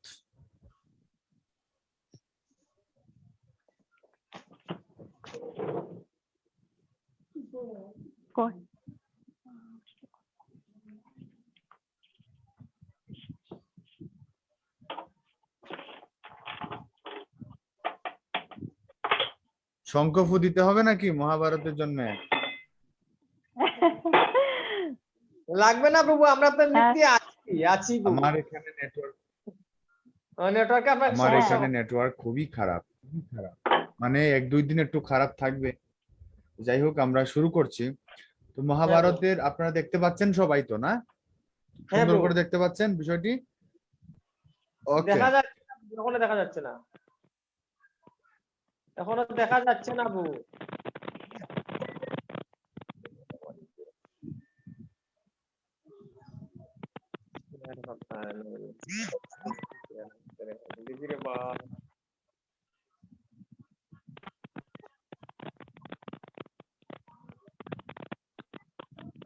হরি বল।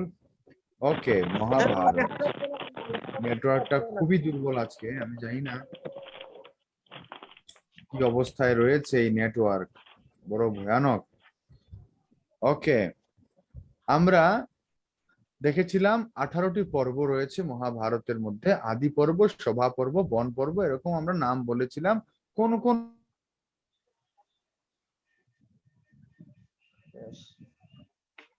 আদি পর্ব, বন পর্ব, সভা পর্ব, এটা পর্ব।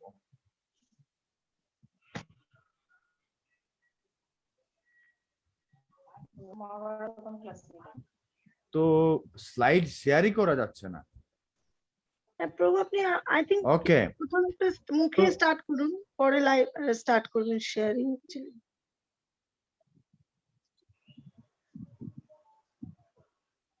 তো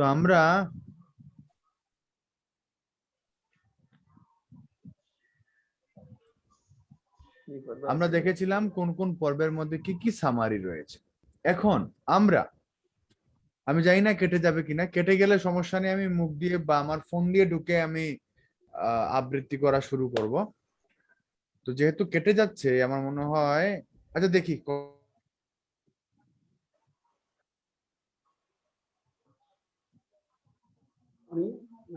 হ্যাঁ কেটে যাচ্ছে। তো আমি দেখি কোন ওয়েতে এগোনো যায়, না হলে মুখ দিয়েই বর্ণনা করি। স্লাইড আমরা আগামী কালকেও দেখাতে পারবো, সমস্যার কোনো কারণ নেই। একটু দেখে নেই যে অ্যাকচুয়ালি হয় কি না। তো মহাভারতের সূচনাতে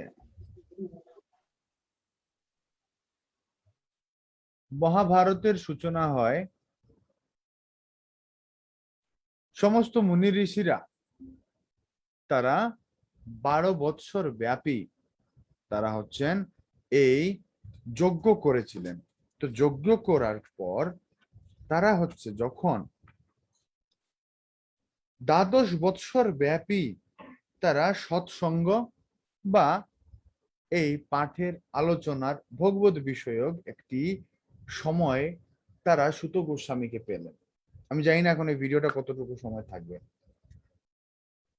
তো যখন এই লোমহর্ষণ পুত্র বা রোমহর্ষণ মুনির পুত্র, তার নাম কি সুত গোস্বামী, কিসের জন্য হলো সেটা? পঞ্চম বেদ, 5টি বেদকে যখন ভাগ করা হয় তখন এই সুত গোস্বামীর পিতা রোমহর্ষণ ঋষিকে দেয়া হয় সমস্ত পুরাণ এবং ইতিহাসের দায়িত্ব। তো পুরাণ ইতিহাস বর্ণনার সময় যখন হচ্ছে গিয়ে তিনি কথা করছিলেন রোমহর্ষণ মুনি, এই রোমহর্ষণ মুনি যখনই পুরাণ আবৃত্তি করতে শুরু করলেন তখন ওই সভার মধ্যে বলরাম এসে হাজির হন। বলরাম এসে হাজির হয়েছেন, কিন্তু রোমহর্ষণ তিনি দেখেননি বা তিনি সম্মান প্রদর্শন করেননি। অ্যাকচুয়ালি তিনি দেখেছেন, দেখার পরও তিনি সম্মান প্রদর্শন করেননি। বলরাম অপরাধ গ্রহণ করে নিলেন এবং এটা অপরাধ যোগ্যই এই দণ্ডটি। কারণটি হচ্ছে এই বলরাম সাক্ষাৎ কৃষ্ণ থেকে অভিন্ন। কৃষ্ণ থেকে অভিন্ন থাকার কারণে সাক্ষাৎ বলদেব তিনি হচ্ছেন আদি উৎস, তিনি আদি সংকর্ষণ, তিনি উপস্থিত সেই জায়গার মধ্যে। রোমহর্ষণ উঠে বলরামকে প্রণাম দিচ্ছেন না, দণ্ডবত জানাচ্ছেন না, সম্মান প্রদর্শন করছেন না।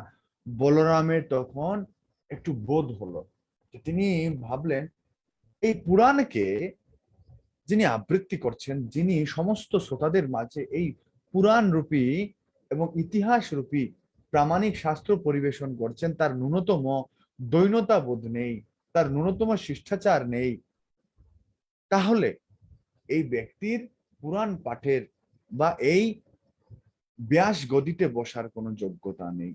এই বলে বলরাম একটি তৃণখণ্ড দিয়ে রোমহর্ষণকে আঘাত করলেন। রোমহর্ষণের মৃত্যু হয়ে গেল, বধ হয়ে গেল। তখন সবাই তারা আক্ষেপ প্রদর্শন করতে শুরু করলো, এটা কি করলেন হে বলদেব? আপনি আশ্রয় এই পৃথিবীর, আপনি সমস্ত ভূমণ্ডলকে আপনার মস্তকে ধারণ করে আছেন শীষ নাগ রূপে, আর আপনি রোমহর্ষণকে ক্ষমা করতে পারলেন না, আপনি কি করলেন এটা? তখন বলদেব তিনি কৃপা করে তিনি বললেন যে হে মুনিগণ, আমি আশীর্বাদ করছি রোমহর্ষণের পুত্র, রোমহর্ষণ পুত্র সুত, সে হচ্ছে সমস্ত রোমহর্ষণ যে সমস্ত বিদ্যা সে লাভ করেছিল সমস্ত বিদ্যা সে লাভ করবে, এবং সেই সুত গোস্বামী ভবিষ্যতে রোমহর্ষণের সমস্ত গুণাবলী সে পাবে এবং পুরাণ বিদ্যা সে অধিগত হবে এবং সে হচ্ছে সবার কাছে এটি বর্ণনা করবে। সমস্ত শাস্ত্র তার কাছে আসবে।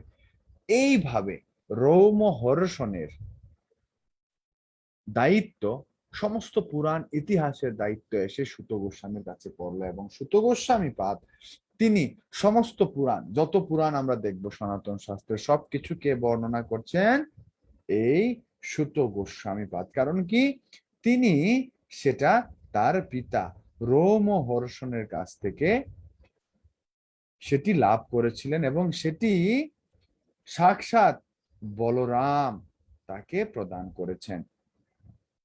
তো এখন আমরা আদি পর্বের মধ্যে যখন আমরা পদার্পণ করব, তো এই আদি পর্বের মধ্যে ফার্স্ট স্টার্ট হয় উপক্রম দিয়ে। উপক্রম বা হচ্ছে এই ঘটনার প্রেক্ষাপট সাজে কিভাবে। সমস্ত মুনি ঋষিরা 12 বর্ষ ব্যাপী তারা এই নৈমিষারণ্যের মধ্যে তারা সৎসঙ্গ করছিলেন। সেই সভায় সুত গোস্বামী এসে আবির্ভূত, মানে তিনি জাস্ট পথিমধ্যে এসে হাজির হলেন। তো তখন তাকে পেয়ে সকলে তার আসার কারণ জিজ্ঞাসা করছে, আপনি কোন জায়গা থেকে এসেছেন, আপনি কি করছেন, হে মুনিবর, আপনি আমাদের পরম সৌভাগ্য, আপনি আমাদের এই সভায় এসেছেন। তখন সুত গোস্বামী বলছেন, আমি পরীক্ষিত তনয় রাজর্ষি জনমেজয়ের সর্পযজ্ঞে গিয়েছিলাম। জনমেজয় সর্পযজ্ঞ করছিলেন, কি কারণে করছিলেন সেটাও আমরা শুনবো। আমি পরীক্ষিত তনয় জনমেজয়ের সর্পযজ্ঞে গিয়েছিলাম, সেখানে গিয়ে জনমেজয়ের রাজসভার মধ্যে বৈশম্পায়ন মুনি কর্তৃক জনমেজয়কে মহাভারতের এত অপূর্ব অপূর্ব কাহিনী বর্ণিত হচ্ছিল, সেগুলো আমি শুনে আসলাম। জনমেজয়ের রাজসভার মধ্যে বৈশম্পায়ন ঋষি ব্যাসদেবের দ্বারা পারমিটেড হয়ে, আদিষ্ট হয়ে তিনি হচ্ছেন এই অপূর্ব এবং মনোমোহক এই মহাভারত কাব্য, যেটা সাক্ষাৎ কৃষ্ণ দ্বৈপায়ন ব্যাসদেব তিনি হচ্ছেন রচনা করেছিলেন, সেই ব্যাসদেবের এই রচিত কাব্য আমি শুনে আসলাম।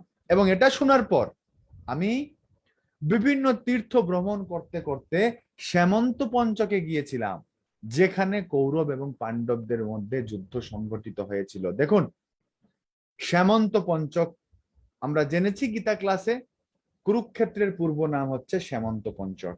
আর এই শ্যামন্ত পঞ্চকের কথা মহাভারতে শুরুতেই সুত গোস্বামী পাদ বলছেন। তিনি বলছেন, আমি শ্যামন্ত পঞ্চক গিয়েছিলাম, সেই মহাভারতের কাহিনী শুনে বিভিন্ন তীর্থ ভ্রমণ করতে করতে আমি শ্যামন্ত যুদ্ধ হয়েছিল, সেখানে গিয়ে আমি দর্শন করে আসলাম সেই স্থান। এখন সেখান থেকেই আমি আপনাদের দর্শন করার জন্য এখানে এসেছি। আপনারা সকলেই ব্রহ্মনিষ্ঠ এবং চির আয়ু সম্পন্ন। তো এবার কৃপা করে আপনারা বলুন, আপনাদেরকে কোন কাহিনী শোনাবো। সুত গোস্বামী বলছেন তাদের আগ্রহ দেখে। এবার শৌনকাদি ঋষিরা স্টার্ট করছেন। দেখুন, এটা কিন্তু মেইন মহাভারত, একদম মহাভারত, আমরা সিকোয়েন্সিয়ালি যাচ্ছি। তখন ঋষিগণ বললেন, পরম ঋষি শ্রীকৃষ্ণ দ্বৈপায়ন যে গ্রন্থ রচনা করেছেন এবং ব্রহ্মর্ষি ও দেবতাগণ যার সমাদর করেছেন, যাতে বহু সুন্দর সুন্দর পদে অনেক অনেক পর্ব রয়েছে, সেগুলি সূক্ষ্ম অর্থ ও ন্যায়ে পরিপূর্ণ, যার পদে পদে বেদের অর্থ বিভূষিত এবং যার আখ্যান সমূহের মধ্যে শ্রেষ্ঠ, যাতে ভরত বংশের সম্পূর্ণ ইতিহাস রয়েছে, যা সম্পূর্ণ শাস্ত্রসম্মত, এবং শ্রীকৃষ্ণ দ্বৈপায়নের আদেশ অনুসারে শ্রী বৈশম্পায়ন যা রাজা জনমেজয়কে শুনিয়েছিলেন ভগবান ব্যাসের সেই পুণ্যময় পাপ নাশক এবং বেদময় সংহিতা আমরা শুনতে চাই। দেখুন, এই মহাভারত কি পুণ্যময়, পাপ নাশক এবং বেদময় সংহিতা। সংহিতা মানে আমরা জেনেছি কি সংকলন। এই পুণ্যময় পাপ বিনাশিনী এই বেদময় সংহিতা আমাদেরকে বলুন। দেখুন এটা শুরু করছেন কিভাবে, উগ্রশ্রবা ঋষি। উগ্রশ্রবা হচ্ছে সুত গোস্বামীর আরেক নাম। এখানে বলছেন উগ্রশ্রবা উবাচ। উগ্রশ্রবা তখন বলতে শুরু করেছেন, শুরুতেই কৃষ্ণ মহিমা বলছেন।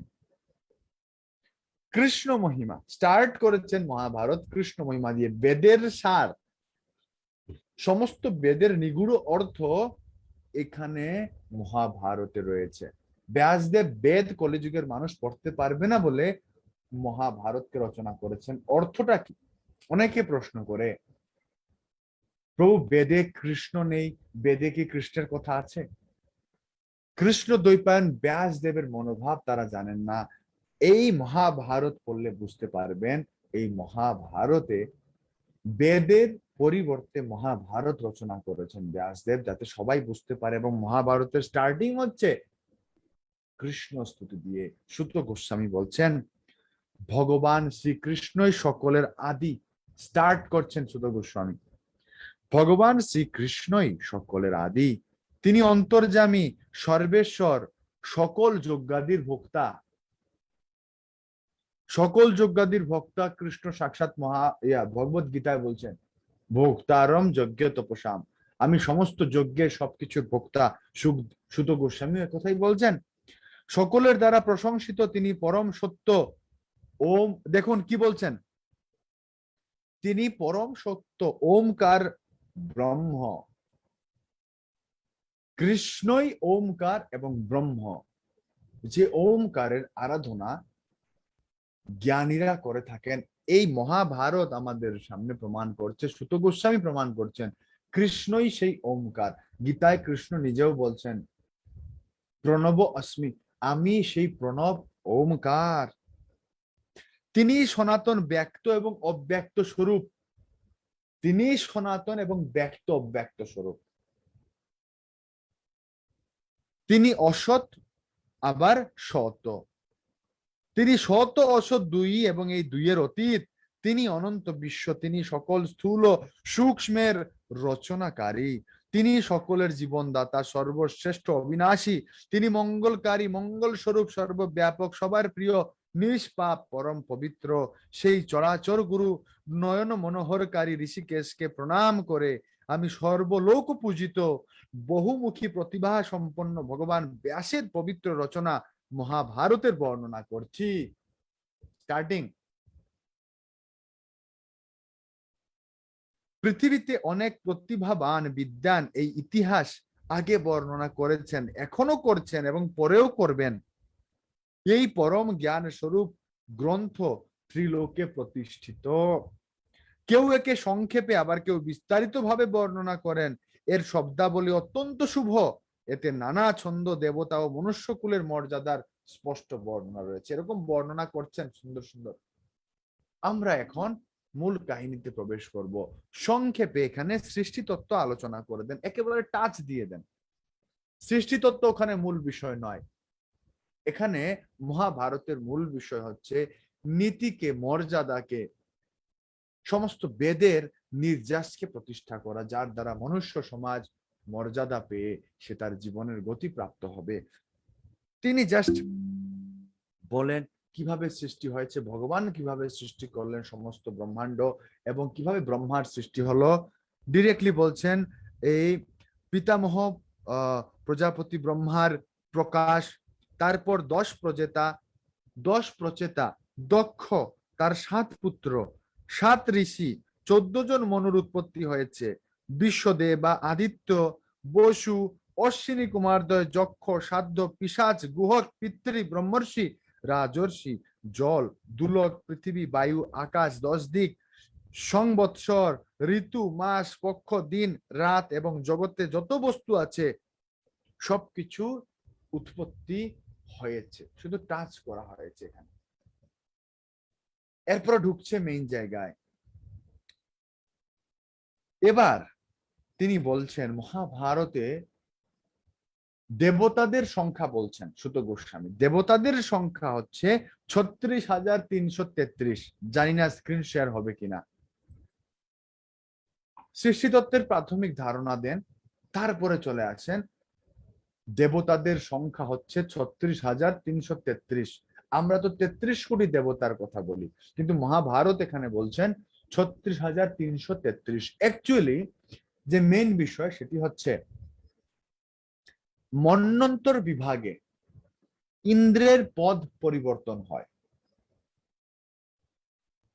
এইবারের মন্বন্তরে বিভিন্ন মনুর সময়ে সময়ে ইন্দ্র পরিবর্তিত হন। যখনই ইন্দ্র পরিবর্তন হন তখন দেবী দেবতাদেরও পর্যায় পরিবর্তন হয়। এবারের ইন্দ্রের নাম হচ্ছে পুরঞ্জন। এটা মহাভারত বলছে না, আমি এক্সট্রা ইনফরমেশন দিচ্ছি। এবারের ইন্দ্রের নাম কি? পুরঞ্জন। ইন্দ্র একটি পদ, সূর্য একটি পদ, সূর্যের নাম বিবস্বান, ইন্দ্রের নাম পুরঞ্জন। তো এই ইন্দ্রের যখন পরিবর্তন হয় তখন দেবতা সমূহেরও পরিবর্তন হয় মন্বন্তর হিসেবে। এই মন্বন্তরে 33 জন দেবতাকে তাদের গণনা করা হয়েছে 33 জন। তাই এটাকে 33 কোটি বলা হচ্ছে। কোটি মানে 33 পদে আসীন, 33 পদবাচ্য বিশিষ্ট এই দেবতারা, এই 33। তো এই ইন্দ্রদেবের সভা থেকে শুরু করে 33 জন দেবতা শুধু এই মন্বন্তরে। নেক্সট মন্বন্তরেরও বর্ণনা রয়েছে, আমরা এক সময় আসব। যে আমাদের ব্রহ্মাণ্ড পুরাণের মধ্যে খুব সুন্দর করে মন্বন্তর হিসাব রয়েছে, কল্প হিসাব রয়েছে, সেখানে সবার নাম রয়েছে। কোন কোন মন্বন্তরে ইন্দ্রের নাম কোনটা, এটা নিয়ে আমরা একটা আলাদা একটা স্লাইড করাবো। কোন মন্বন্তরে কার কি নাম, কিভাবে, কতজন দেবতা, দেবতাদের নাম কি। তো এই মন্বন্তরের মধ্যে দেবরাজের নাম পুরঞ্জন ইন্দ্র, আর তার সঙ্গে যারা দায়িত্ব প্রাপ্ত তারা হচ্ছেন দ্বাদশ আদিত্য, একাদশ রুদ্র, অষ্টবসু, এরা। এই 33 জনকে ইন্দ্রদেবের সহযোগী করা হয়েছে, তাই 33 কোটি আমরা বলে ভ্রান্তি করি, কিন্তু আসলে সনাতন ধর্মে দেবদেবী প্রচুর। দেবতাদের সংখ্যা মহাভারত বলছেন 36,333। এখন এটা বলার পর বিবস্বান অর্থাৎ সূর্যদেব, দ্বাদশ আদিত্যের নাম আমরা জানি। তো সেই দ্বাদশ আদিত্যের পরিচয় হচ্ছে তারা বিবস্বানের 12 জন পুত্র। 12 জন পুত্রের মধ্যে মনু একজন। 12 জন পুত্রের নামও মহাভারত বলছেন। দিবপুত্র, বৃহৎ ভানু, চক্ষু, আত্মা, বিভাবসু, সবিতা, ঋচিক, অর্ক, ভানু, আশাবহ, রবি এবং মনু। এই 12 জন হচ্ছেন বিবস্বান সূর্যদেবের 12টা অংশ, 12টা পুত্র। তার মধ্যে মনু হচ্ছেন একজন। এই মনু কিন্তু আমাদের মনু শতরূপার মনু নন, তিনি আদিত্য মনু। এই মনুর 2 পুত্র, দেখুন স্লাইড করা, দেবভ্রাট ও সুভ্রাট। সুভ্রাটের 3 পুত্র, দশজ্যোতি, শতজ্যোতি, সহস্রজ্যোতি।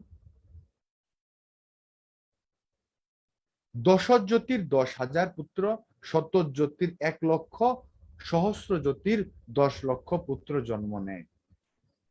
এই তাদের মধ্যেই কুরু, যদু, ভরত, যজাতি এবং ইক্ষ্বাকু ইত্যাদি রাজর্ষি বংশ এসেছে। বোঝা গেল কেন ইক্ষ্বাকু বংশ, রামচন্দ্রের বংশকে সূর্য বংশ বলা হয়। কারণ এই ইক্ষ্বাকুরা এসেছেন এই সূর্যের এই পরম্পরা ধারা থেকে। কুরু তারাও সূর্য বংশের, যদু সব এই সূর্য থেকে, তারা এই যদু, ভরত, যজাতি, ইক্ষ্বাকু তারা এভাবে এসেছেন। এখন এই জায়গাতে রাজর্ষি বংশ, নানা বংশ এবং প্রাণীর সৃষ্টি বিভিন্ন পরম্পরায় এভাবে হলো। এভাবে বর্ণনা প্রায় 7-8টা শ্লোকের মাধ্যমে বর্ণনা করে দিয়েছেন সূত গোস্বামী। এখন এ পর্যায়ে আমরা দেখব ব্যাসদেবের কাছে চলে গেলেন সূত গোস্বামী। তখন ব্যাসদেবের চিন্তন মননে তিনি ঋষিদেরকে বললেন। ভগবান ব্যাস তিনি হচ্ছেন, কি ব্যাপার, আনমিউট নয় কি? ভগবান ব্যাস তিনি সম্পূর্ণ লোক, অতীত, বর্তমান, ভবিষ্যতের রহস্য, কর্ম, উপাসনা, জ্ঞানরূপ বেদ, যোগ, ধর্ম, অর্থ, কাম, শাস্ত্র, লোক ব্যবহার সম্পর্কে পূর্ণরূপে অবগত আছেন। তিনি এই গ্রন্থের মধ্যে কি কি দিয়েছেন? সম্পূর্ণ ইতিহাস ও শ্রুতির কথা জানিয়েছেন। শ্রুতি মানে উপনিষদ। সম্পূর্ণ ইতিহাস ও শ্রুতি, শ্রুতি মানে উপনিষদও বোঝায়, বেদও বোঝায়, দুটাই। ইতিহাস ও বেদের সম্পূর্ণ কথা এখানে রয়েছে। এই জ্ঞান, এটা পড়লে পরে কারো বেদ আলাদা করে পড়তে হবে না। বেদের সিদ্ধান্ত মহাভারত পড়লে জানে যাবে একজন।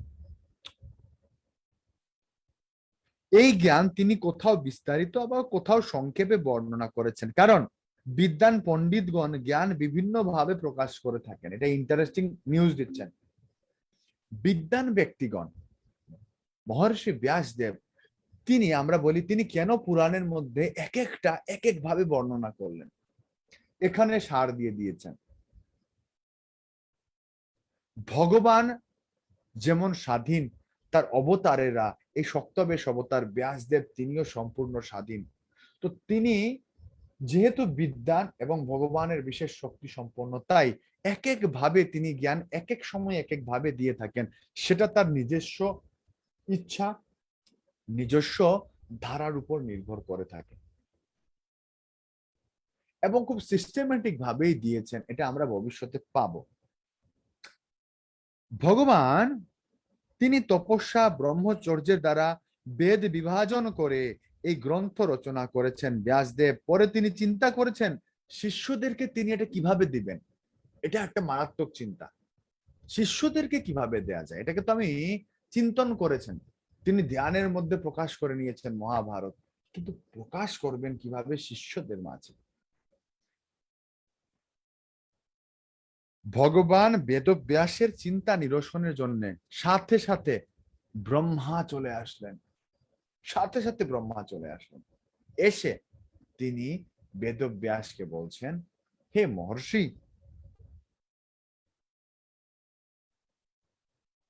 ব্যাসদেব প্রথমে বলছেন ব্রহ্মাকে, ভগবান আমি এক অতি সুন্দর কাব্য রচনা করেছি। বৈদিক লৌকিক বিষয় সমূহ এতে খুব সুন্দর সুবিন্যস্ত রয়েছে।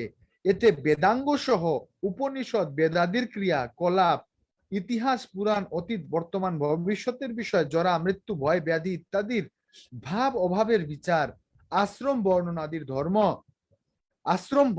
ধর্ম, পুরাণের সার, তপস্যা, ব্রহ্মচর্য, পৃথিবী, চন্দ্র, সূর্য, গ্রহ, নক্ষত্র এবং যুগাদির বর্ণনা, ঋগ্বেদ, যজুর্বেদ, সামবেদ, অথর্ববেদ, অধ্যাত্ম, ন্যায়, শিক্ষা, চিকিৎসা, দান, পাশুপত ধর্ম, দেবতা ও মানব সকলের উৎপত্তি এবং পবিত্র তীর্থ, দেশ, নদী, পর্বত, বন, সমুদ্র, পূর্বকল্প, দিব্য নগর, যুদ্ধ কৌশল, বিভিন্ন ভাষা, বিভিন্ন জাতি, লোক ব্যবহার এবং ব্যাপ্ত স্বরূপ পরমাত্মার বর্ণনা এখানে করা হয়েছে। কিন্তু পৃথিবীতে এই গ্রন্থ লিপিবদ্ধ করার উপযুক্ত কাউকে পাচ্ছি না। এখানে সব রয়েছে মহাভারতে, কিন্তু আমি কাউকে পাচ্ছি না যাকে দিয়ে এটি লিপিবদ্ধ করাবো। আমার চিন্তার নিরসন করুন। তখন ব্রহ্মা কি বলছেন? ব্রহ্মাজি তখন বলে দিচ্ছেন, কি সুন্দর স্তুতি। তিনি ব্যাসদেবকে বলেন, আপনি শ্রেষ্ঠ মুনি, শ্রেষ্ঠ ঋষি। আপনার এই কাব্য, এটাকে কাব্য বলা উচিত। এটি সাধারণ কোনো গ্রন্থ নয়। গ্রন্থ বলবেন না, কারণ শ্রেষ্ঠরা যা কিছু সম্পাদন করেন সেটি কাব্য হয়ে যায়, সংকলন হয়, সংহিতা বা কাব্য হয়। তাই এটি একটি শ্রেষ্ঠ কাব্য। সৃষ্টিতে এর থেকে শ্রেষ্ঠ কোনো কাব্য বা এর থেকে শ্রেষ্ঠ কোনো রচনা আর হবে না। তাই ব্রহ্মাজি বলেন, আপনি গণেশের শরণাপন্ন হন। গণেশ আপনার এই সমস্যাটিকে সুরাহা করবেন। ব্যাসদেব সঙ্গে সঙ্গে গণেশের ধ্যানে বসে গেলেন। গণেশ চলে আসলেন। গণেশ এসে ব্যাসদেব তার দ্বিধার কথা বললেন, আমি কাউকে পাচ্ছি না। তখন গণেশজি বললেন, আমি আপনার দায়িত্ব নিলাম, আমি আপনার ভারটা নিলাম, আমি রচনা করব, কিন্তু শর্ত রয়েছে। শর্ত কি? গণেশজি বললেন, শর্তটি হচ্ছে আমার কলম যেন না দাঁড়ায় কোনো জায়গায়, এটা চলতে থাকতে হবে। যদি বন্ধ হয়ে যায় আমি ওখানে লেখা বন্ধ করে দিব। ব্যাসদেব চিন্তায় পড়ে গেলেন, আরে, কারণ একটু চিন্তাশীল তিনি, একটু চিন্তা করে করে তিনি লিখবেন, তো চিন্তা করে করে লিখতে গেলে তো কলম থামতেই হবে, এটা তো বিশাল সমস্যা, তাহলে তো আমার এই সংকলন তো রচিত হবে না। তখন ব্যাসদেব গণেশকে আরেকটা শর্ত দিয়ে দিলেন, তাহলে আমারও একটা শর্ত আছে, হচ্ছে কি, আপনি না বুঝে কোনো কিছু লিখবেন না, আমি যা যা বলবো আপনি হুবহু লিখবেন না, আপনি আগে বুঝবেন, নিজে বুঝবেন, তারপরে আপনি লিখবেন। গণেশ রাজি। এবার ব্যাসদেব বলছেন বলছেন বলছেন বলছেন, খুব সুন্দর কাহিনী রচনা করছেন, সুন্দর সুন্দর বলছেন, গণেশও লিখছেন।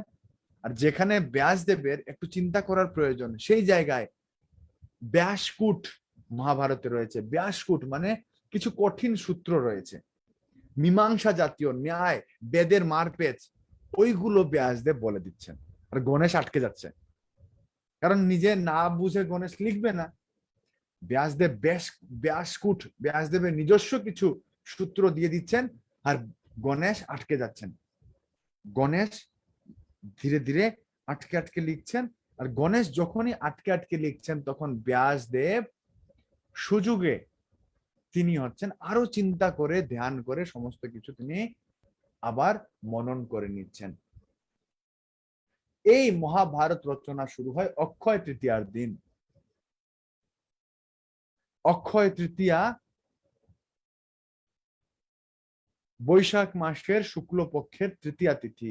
এই তৃতীয়া তিথিতে ছিল কৃষ্ণদ্বৈপায়ন ব্যাসদেব গণেশের সঙ্গে বসে মহাভারত রচনা শুরু করেন। এই মহাভারত যখনই রচনা শুরু করেন, তখনই হচ্ছে বিভিন্ন সুন্দর সুন্দর বিষয়ের চরিত গাথা এখানে চলে আসে। এখানে বর্ণনা করা হচ্ছে 4 পুরুষার্থ, সংক্ষিপ্ত বিস্তারিত বর্ণনা রয়েছে, অজ্ঞানের অন্ধকারের দূরীকরণ রয়েছে, কুরুবংশের বিস্তার, গান্ধারী বিদুরের প্রজ্ঞা, কুন্তির ধৈর্য, দুর্যোধনের দুরাচারিতা, পাণ্ডবদের সত্য পালন, এর প্রতিটি শ্লোকে ভগবান শ্রীকৃষ্ণের অনির্বচনীয় মহিমা কীর্তিত হয়েছে।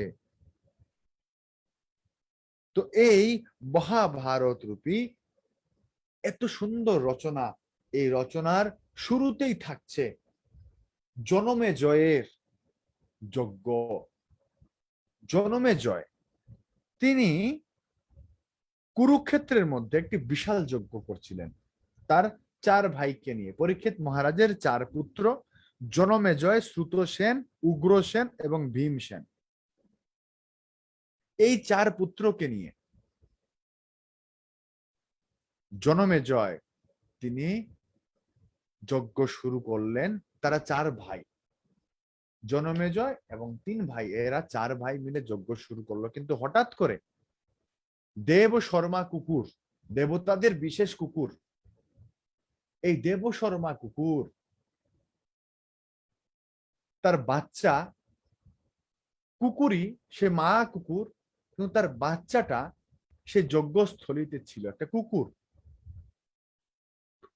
কিন্তু জনমেজয়ের ভ্রাতারা তারা কুকুরকে, তারা ভাবলেন যে এই কুকুরটা থাকলে কোনো কিছুতে মুখ টুক দেবে, অপবিত্র করে দিবে, যজ্ঞের বিভিন্ন সমিধ নষ্ট করতে পারে, তাই একে তাড়িয়ে দিলেন, একটু আঘাত করে মেরে তাড়িয়ে দিলেন। আর কুকুরটা কান্না করতে করতে কুকুর বাচ্চা গিয়ে তার মাকে জানালো।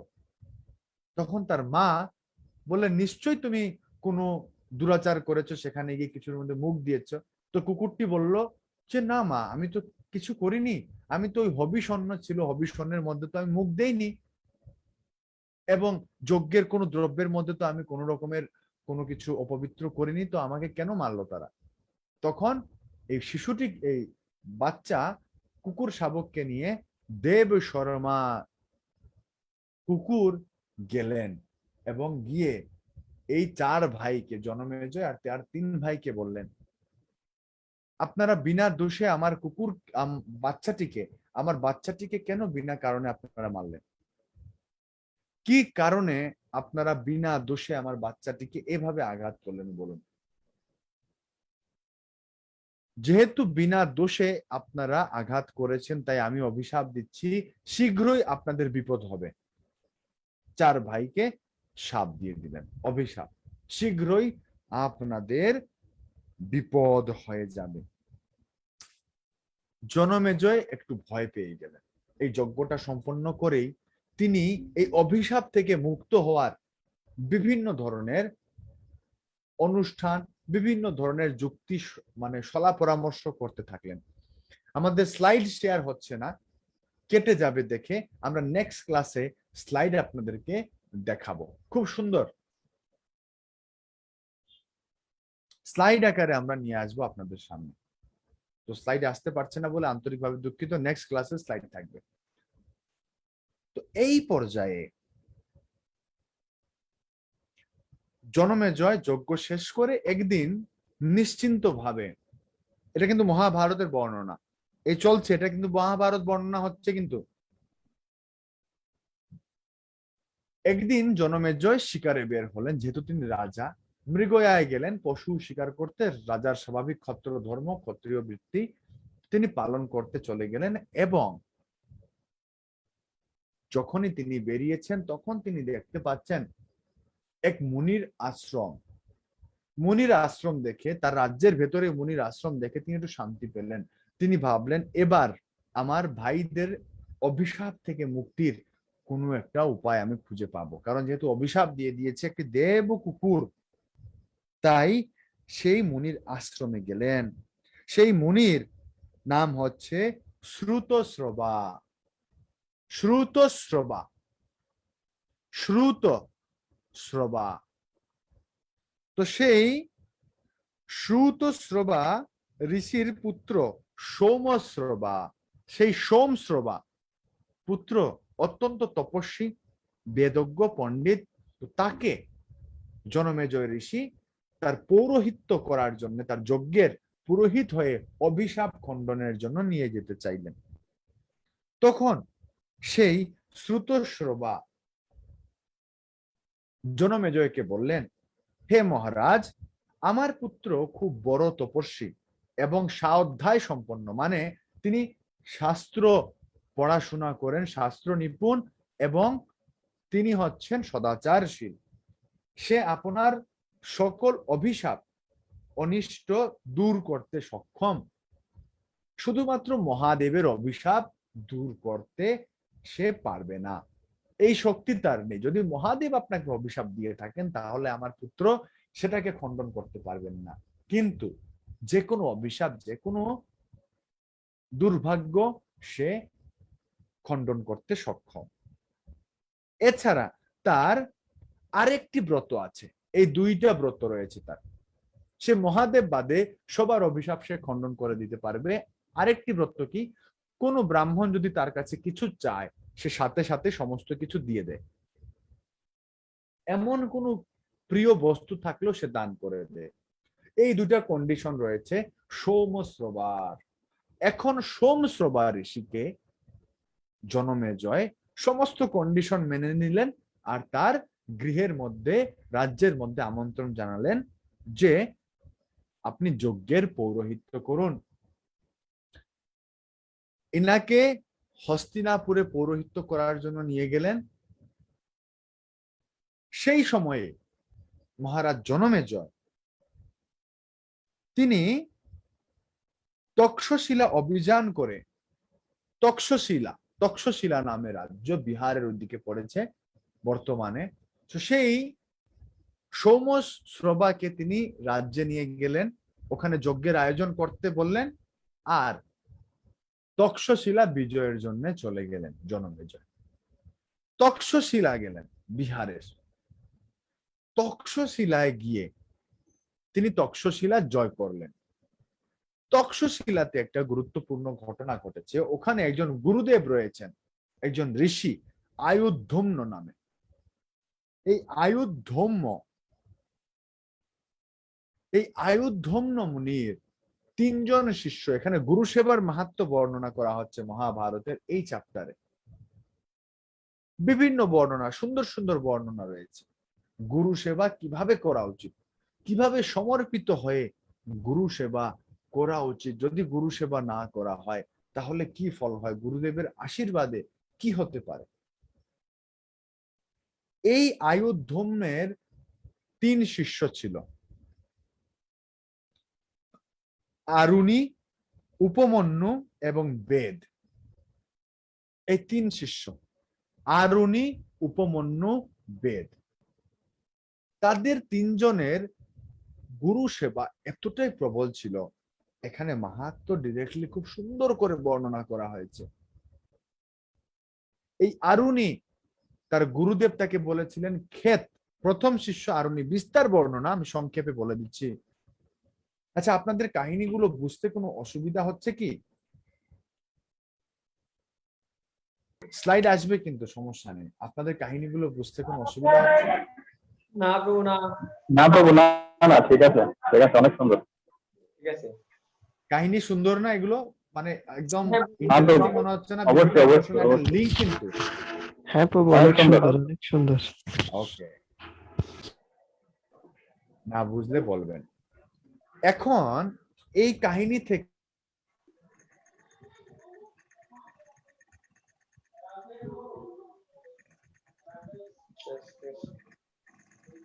হরি বল, এই ঘটনা থেকেই আমরা প্রবেশ করব। এখানে এই আয়ুধম্য তার 3 শিষ্যের মধ্যে যে শিষ্যটির নাম হচ্ছে বেদ। আপনারা কি আমাকে শুনতে পাচ্ছেন? হ্যাঁ প্রভু, শুনতে পাচ্ছি, শুনতে পাচ্ছি, শুনতে পাচ্ছি প্রভু। শুনতে পাচ্ছি। হ্যাঁ, ওকে ওকে। তো এই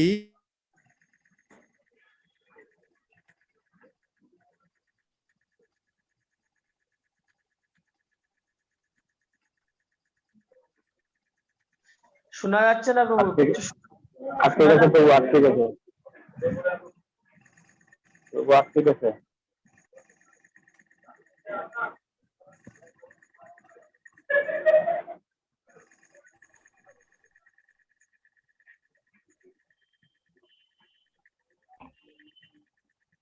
এই আয়ুধম্য তক্ষশিলার আচার্য। এই আয়ুধম্যের যে 3 জন শিষ্য, আরুণি, উপমন্যু এবং বেদ, এই বেদ যে লাস্ট শিষ্য, তার মাধ্যমেই তার এক শিষ্য আসেন, তার নাম উতঙ্ক।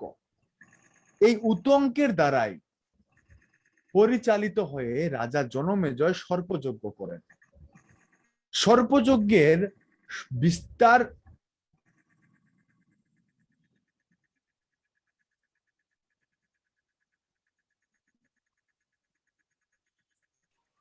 আটকে গেছে প্রভু, আটকে গেছে।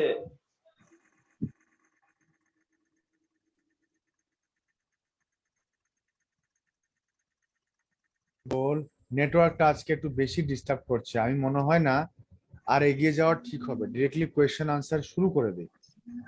ওলি কারণ অনেক একটু বেশি ডিস্টার্ব করে নিচ্ছে, ফ্লোটা ঠিক থাকছে না। ও ঠিকঠাক ওলি অনেক পাওয়ারফুল। খাইছি দাদা সন্ধ্যার সময়।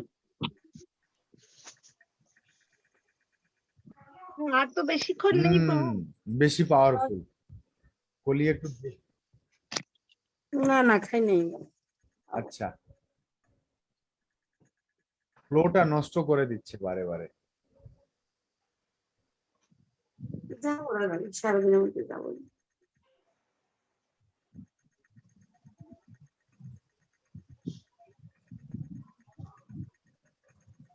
হ্যাঁ হ্যাঁ, বেরোচ্ছে তো ওই একটা নির্দিষ্ট জায়গা পর্যন্ত, মানে ধরেন ক্লাস মানে মেলা দূরে যেতে পারবি না দাদা। বল, হরে কৃষ্ণ। হরি বল। এবার এই বেদ আয়ুধম্যের 3 শিষ্য, আরুণি, উপমন্যু, বেদ।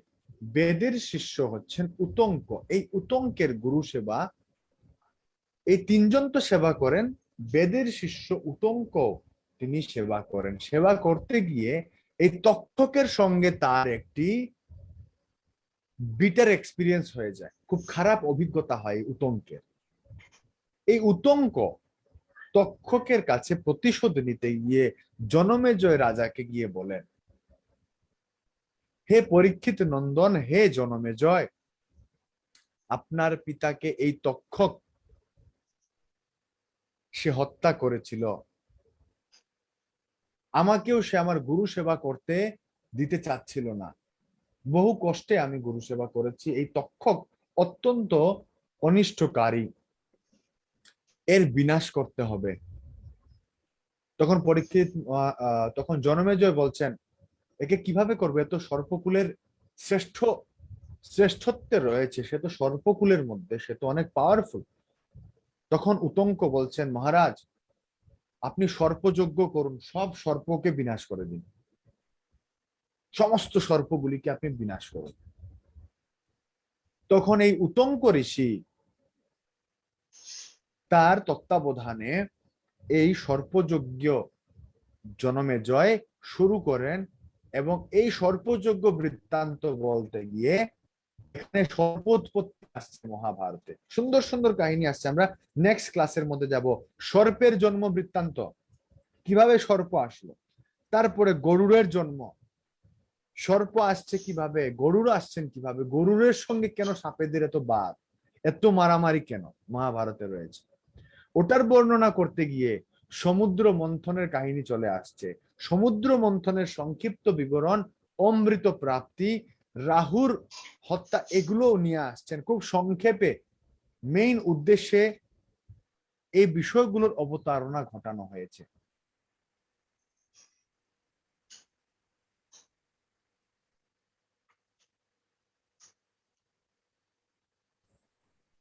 তো মেইন উদ্দেশ্যকে, প্রধান উদ্দেশ্যকে সকলের সামনে নিয়ে আসার জন্য এই ঘটনাগুলির উত্তরণ ঘটানো হয়েছে, এবং এরপরেই আবার বর্ণনা করছেন সুত গোস্বামী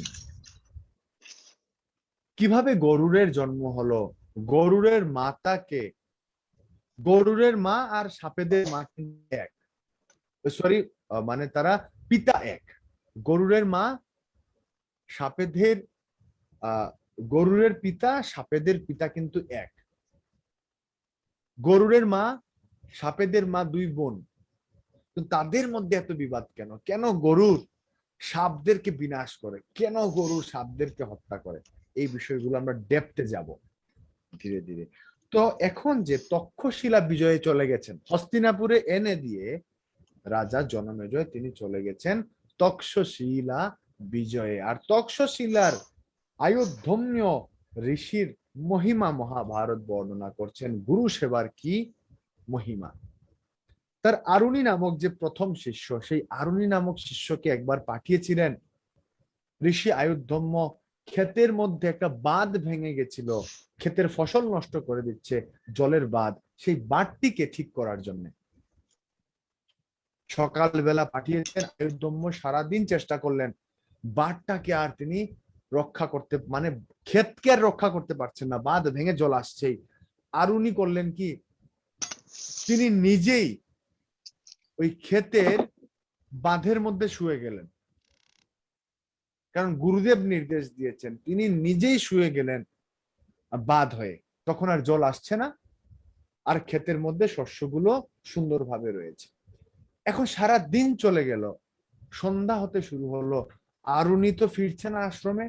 আয়ুধম্য চিন্তিত হয়ে গেলেন, মহর্ষি ঋষি আয়ুধম্য তখন তার 2 শিষ্য উপমন্যু আর বেদকে নিয়ে বেরিয়ে গেলেন। কোথায় গেছে ও, খেতে গেছে, কোথায় কি করছে, এখনো আসছে না কেন, চলো আমরা যাই। গিয়ে দেখেন যে আরুণি সে ক্ষেতের মধ্যে শুয়ে আছে, গুরুদেব গিয়ে ডাকছেন, আরুণি, আরুণি কোথায়, আরুণি কোথায়। তখন আরুণি সেই বাঁটটাত ভেঙে খেটটেত ভেঙে সে উঠে এসে বলছে, গুরুদেব এই এই বিবরণ দিল।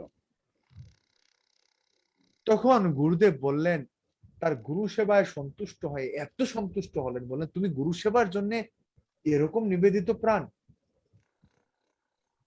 তুমি বাদ হয়ে নিজে হয়ে গেলে একেবারে জলের আর ক্ষেতের মাঝখানে তুমি একটা সীমানা হয়ে গেলে, আর তুমি আমার ডাকে তুমি বিন্দু মাত্র কোনো কিছু তাকালে না, তুমি সবকিছু উদ্দোলন করে চলে আসলে।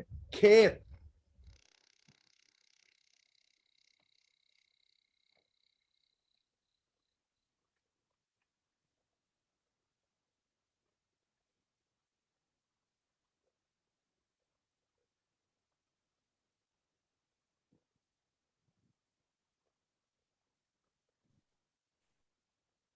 তুমি আরুনি তখন তার গুরুদেবের কাছে ক্ষেত ভেঙে মাটি টাটি ভেঙে উদ্দোলন করে উঠে এসেছিল।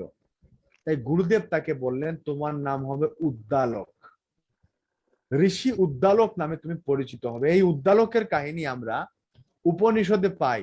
এই উদ্দালকের কাহিনী পৌরাণিক বিভিন্ন কাহিনীতে আমরা পাবো, সামনে মহাভারতেও পাবো, পৌরাণিক কাহিনীগুলোতে এই ঋষি উদ্দালকের কাহিনী পাবো। অত্যন্ত ফেমাস একজন ঋষি।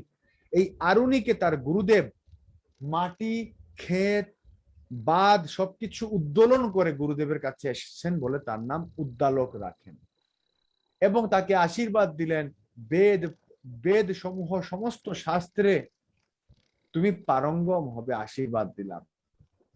এই আরুনি হলেন উদ্দালক, প্রথম শিষ্য। তারপরের শিষ্য হচ্ছেন উপমন্যু। এই উপমন্যুর অনেক করুণ কাহিনী। এত গুরু সেবার জন্য এত পরিশ্রম করেছেন এই উপমন্যু। এই উপমন্যু, লাস্ট উপমন্যুর কাহিনী বলে আমি শেষ করব। বেদের কাহিনী কালকে থেকে শুরু হবে, বা নেক্সট ক্লাস থেকে। কালকে তো শ্রীমদ ভাগবতম।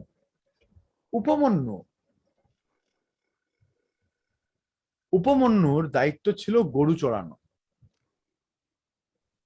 গাভী রাখা, আশ্রমের গাভী রাখা এবং ভিক্ষা করা। তো গাভী রাখছিল, সারাদিন গাভী রাখতো, গাভী চড়াতো মাঠে। সন্ধ্যার সময় যখন ফিরতো আশ্রমে, গুরুদেব বলতেন, কি ব্যাপার উপমন্যু, তুমি এত পরিশ্রম করো, পরিশ্রমের সেবা তোমার স্বাস্থ্য, তুমি দিন দিন মোটা হয়ে যাচ্ছ, দিন দিন।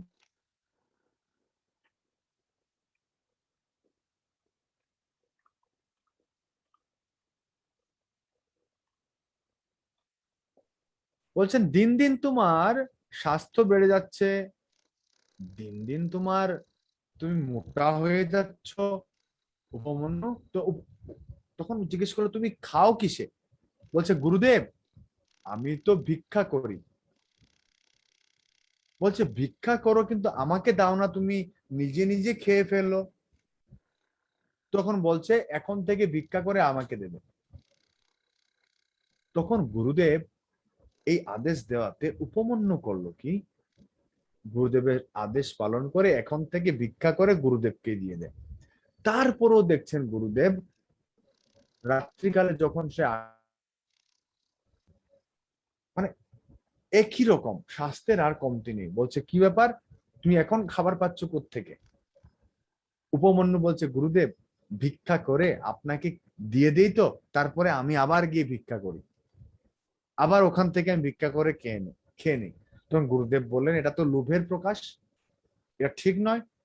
উপমন্যু, তুমি দুইবার ভিক্ষা করছো, মানে একবার তুমি তোমার ভাগেরটা নিচ্ছ, আরেকবার তুমি অন্য ভিখারির বা অন্য সাধু যারা ভিক্ষাবৃত্তি করে সেই সমস্ত সাধুদের, ঋষিদের অন্যের জীবিকা তুমি ভোগ করছো। এটা অনীতি। তুমি একবারই ভিক্ষা করবে, তো আমাকে যেটা দিচ্ছ ওটাতেই থাকবে, ওখান থেকে আমি তোমাকে খুশি হয়ে যা দেব তাই তুমি গ্রহণ করবে, এছাড়া অন্য কিছু নয়। বললেন, ঠিক আছে গুরুদেব। এখন কিছুদিন গেল, আবার দেখছে উপমন্যুর স্বাস্থ্য তো একই রকম রয়েছে। ঘটনা কি? উপমন্যু কি হয়েছে?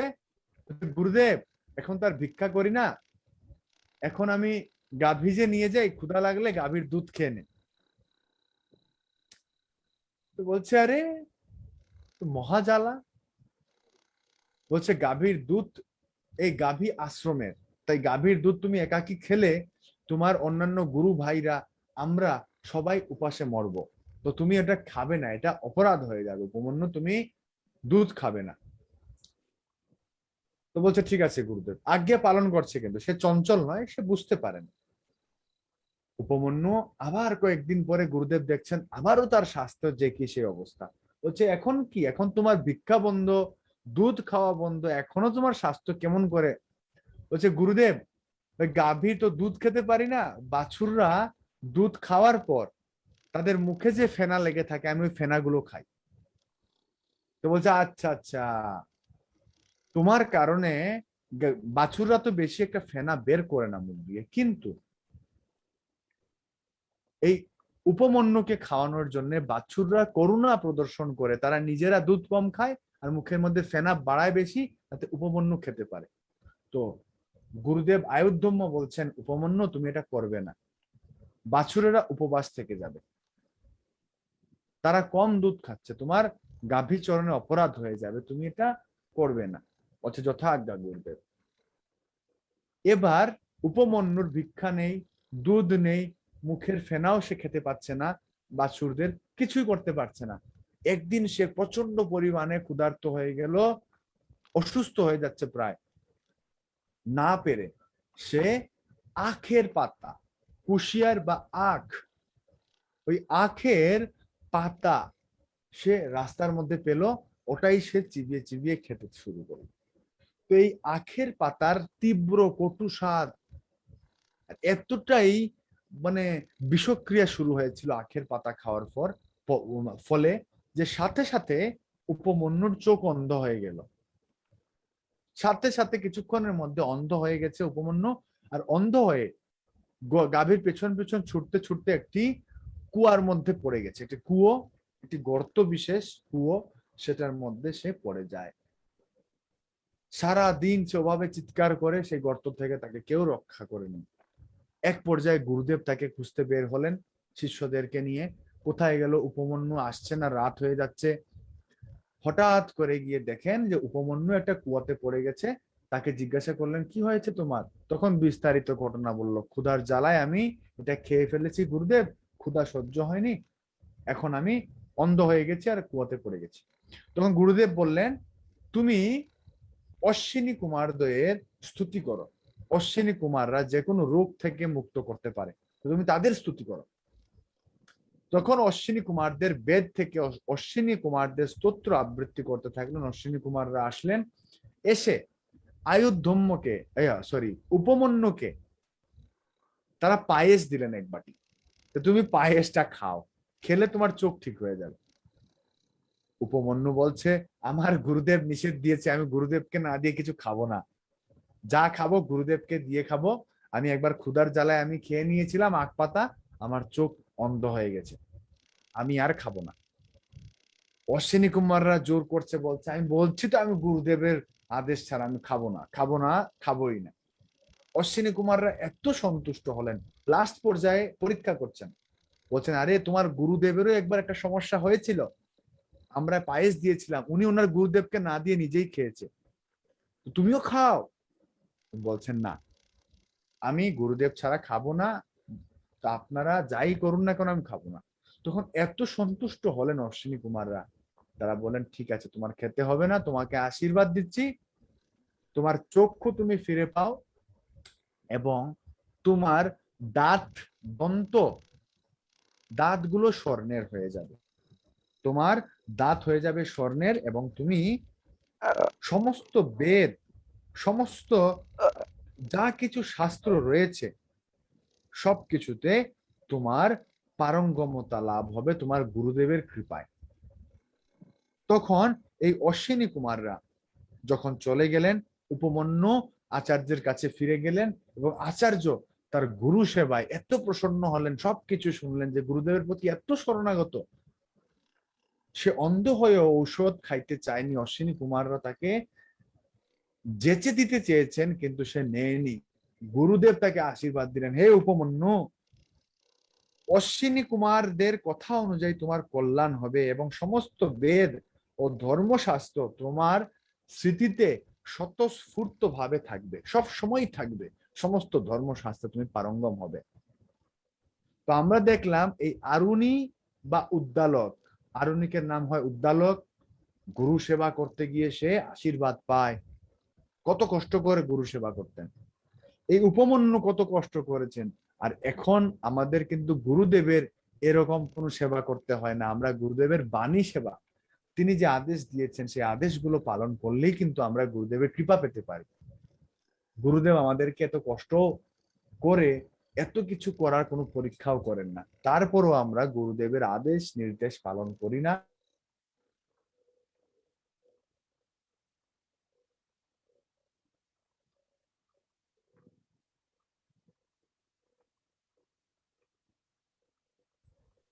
তারপরও আমরা গুরুদেবের আদেশ নির্দেশ পালন করি না, গুরুদেব আমাদেরকে যে আদেশ প্রদান করেন সেটা আমরা পালন করতে চাই না।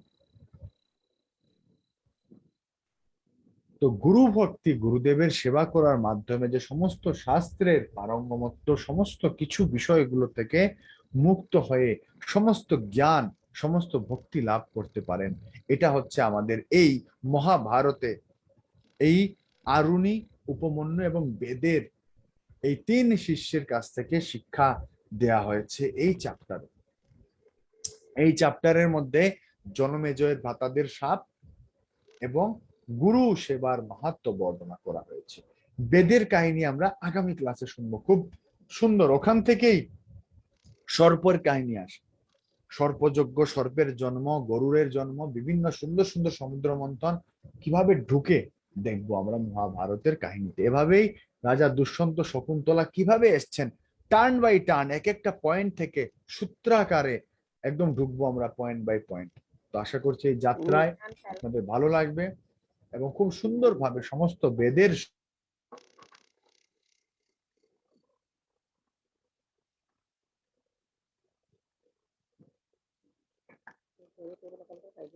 সমস্ত বেদের সার, বেদ পুরাণ উপনিষদের সার এই শ্রীমৎ ভাগবতম, মহাভারত এবং হচ্ছে এই ভগবদ গীতা, আমরা 3টা একসঙ্গে শুরু করেছি, সুন্দরভাবে আমরা সেগুলো যাত্রা সফল হবে। হরে কৃষ্ণ। কারো কোনো প্রশ্ন থাকলে করতে পারেন, আমরা আজকের এই ক্লাস এখানেই বিশ্রাম দিচ্ছি। হরে কৃষ্ণ।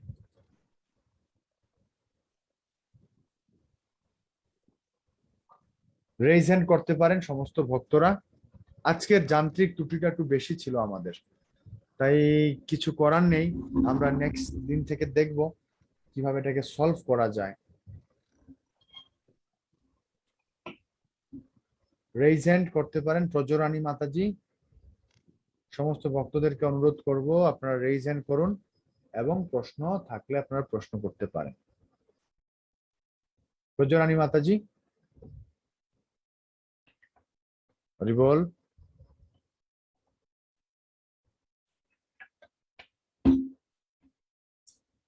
কারো কোনো প্রশ্ন আছে? আনমিউট করে বলতে পারেন সবাই।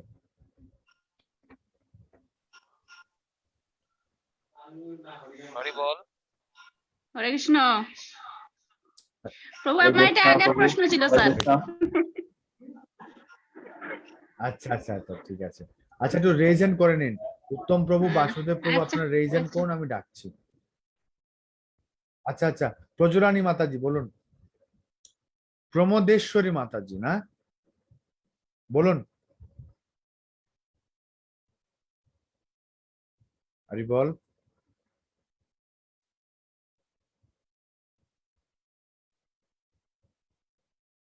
প্রজরানী মাতাজি, মাতাজি মেবি ওটা আগের কোশ্চেন ছিল। হরে কৃষ্ণ।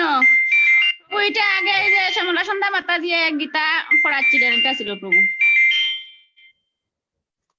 ও আচ্ছা আচ্ছা আচ্ছা, বুঝতে পেরেছি, ঠিক আছে, ওকে। উত্তম প্রভু। হরে কৃষ্ণ প্রভু, দণ্ডবোধ প্রণাম। ধন্যবাদ ধন্যবাদ। প্রভু আমার জানার ইচ্ছা ছিল, রাজা জনমেজয়ের কোনো বোন নেই, আর যে 3 ভাই ছিল ওদের নামটা কি একটু বলবেন? 3 ভাইয়ের নাম হচ্ছে না, বোন নেই, বোনের বিষয়ে শাস্ত্রে পাওয়া যায়নি, যদি পাওয়া যায় আমি জানাবো আপনাদেরকে। তো ওনাদের জনমেজয়, শ্রুত সেন, উগ্র সেন এবং ভীম সেন, এই 4 ভাই। বোঝা গেল? আচ্ছা প্রভু। প্রভু আরেকটা জিনিস কি, মানে মহাভারতের মেইন মেইন যে হিন্টস গুলা যদি স্লাইড করে দেন তাহলে আমাদের মুখস্থ করতে কিংবা বুঝতে সহজ হবে। অনেক ক্ষেত্রে না, স্লাইড সবকিছু তো মনে ছিল, রাখতে হবে। স্লাইড তো ছিল। এই যে স্লাইড ওপেন করলে আমি নিজেই আসতে পারছি না। এই যে এখন ভিডিও অফ, মানে এখন ভিডিও হ্যাঁ অফ প্রভু। থাকায় ক্লাস নাইলে কেটে যাবে। এই যে স্লাইড দিলেই কেটে যায়, কারণ কয়বার এভাবে হয়। তো কোনো মতে আজকে সমস্যা শেষ নেই প্রভু, করে, নেক্সট রাইট রাইট। ক্লাসে যদি স্লাইড গুলো দিয়ে দেন, যে মেইন যে নামগুলা যাতে আমাদের মনে রাখা যায় পরবর্তীতে, রাইট, না না না, এগুলো যে আনবো। বিভিন্ন ঋষি বিভিন্ন মহর্ষিদের যে নামগুলা, মানে এগুলা মনে রাখা তো খুব কঠিন। Right right right right. Hare Krishna. আচ্ছা, আচ্ছা প্রভু, এটাই তো। হরে কৃষ্ণ। বাসুদেব প্রভু। হরে কৃষ্ণ প্রভু, নমস্কার। হরে কৃষ্ণ। প্রভু, আজকালকার দিনে আমাদের যেটা গুরুদেব যারা আছে, অনেকে সবাইকে আমি সম্মান করি, সবাই গুরু। কিন্তু কিছু কিছু মানুষ যারা আছে গুরুদেবের নামে বললে যে আমার গুরু বড়, তোমার গুরু বড়, তোমার গুরু ছোট, এই শুনতে দুনিয়ার পাচ্ছি না এই প্রভু। বিজ্ঞানী হরে কৃষ্ণ। শুনতে পারছেন? হরে শুনতে কৃষ্ণ, পাচ্ছি। শুনতে পাচ্ছেন নি? হ্যাঁ পাচ্ছেন? বলুন, দেখি বলুন। হ্যালো, হ্যাঁ শুনতে পাচ্ছি, বলছি বলুন বলছি বলুন বলুন। বলছি হ্যাঁ হ্যাঁ হ্যাঁ, বলছি আজকের দিনে সবাই গুরু, আমার লাগে সবাই সম্মানের পাত্র, সবাইকে সম্মান করিবে, আমার করতে হবে আমাদের। কিন্তু কিছু কিছু মানুষ আছে, ওরা বলবো যে তোমাদের গুরুদেব ছোট, আমাদের গুরুদেব বড়, আমাদের গুরুদেব এই জানে সেই জানে, এবং গুরুদেবকে খাটো করার চেষ্টা করে। কিন্তু কথাটা হচ্ছে, গুরুদেব তো কখনো বলেন না যে আমি বড় আর উনি ছোট, কিন্তু আমাদের মানুষের মধ্যে ভেদাভেদ করে সবাই সনাতনী হয়ে এইসব করাটা কি উদ্দেশ্য আমাদের? গুরুদেব কি ছোট বড় করে নিয়ে যা, আজ যে তুমি আজকে ওই গুরুর দীক্ষিত আছো, তোমার এই গুরুর থেকে আমাদের গুরু মানে দীক্ষিত ছোট মানে বড় হচ্ছে করে নেওয়া বলবো যাওয়া। যে আমার গুরু ছোট বড় করো, এবং বলবো যে তুমি এই গুরু থেকে ছেড়ে নাও, আমার গুরু থেকে নিয়ে নাও। এইরকম অনেক আছে, আমি নাম বলবো না, আপনাকে পার্সোনালি বলে দেবো কোনো সময়। কিন্তু বলবো যে আমার গুরুদেব বড়, ওনার গুরুদেব বড়, এই সব মানে মানুষকে নিয়ে গুরুদেবের নিন্দা বা এরকম গুরুদেবকে খাটো করার চেষ্টা করে সে নিজেই বেলা। গুরুদেব তো কখনো বলেন না যে ওই গুরুদেব ছোট, ওই গুরুদেব আমি বড়, ওই ছোট, তো কখনো বলেন না এইসব।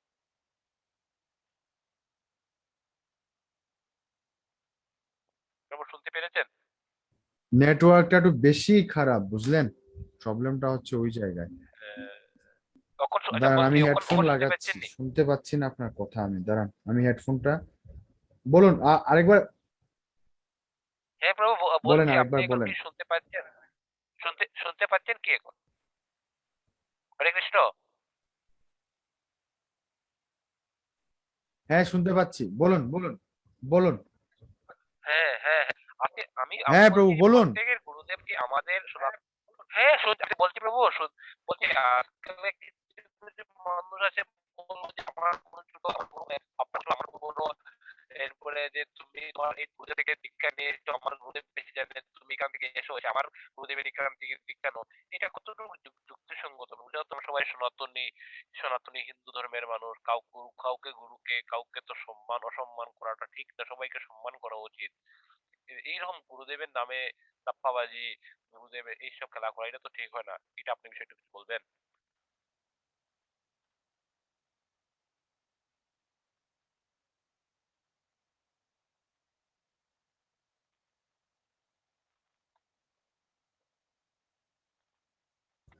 না, এটা অ্যাকচুয়ালি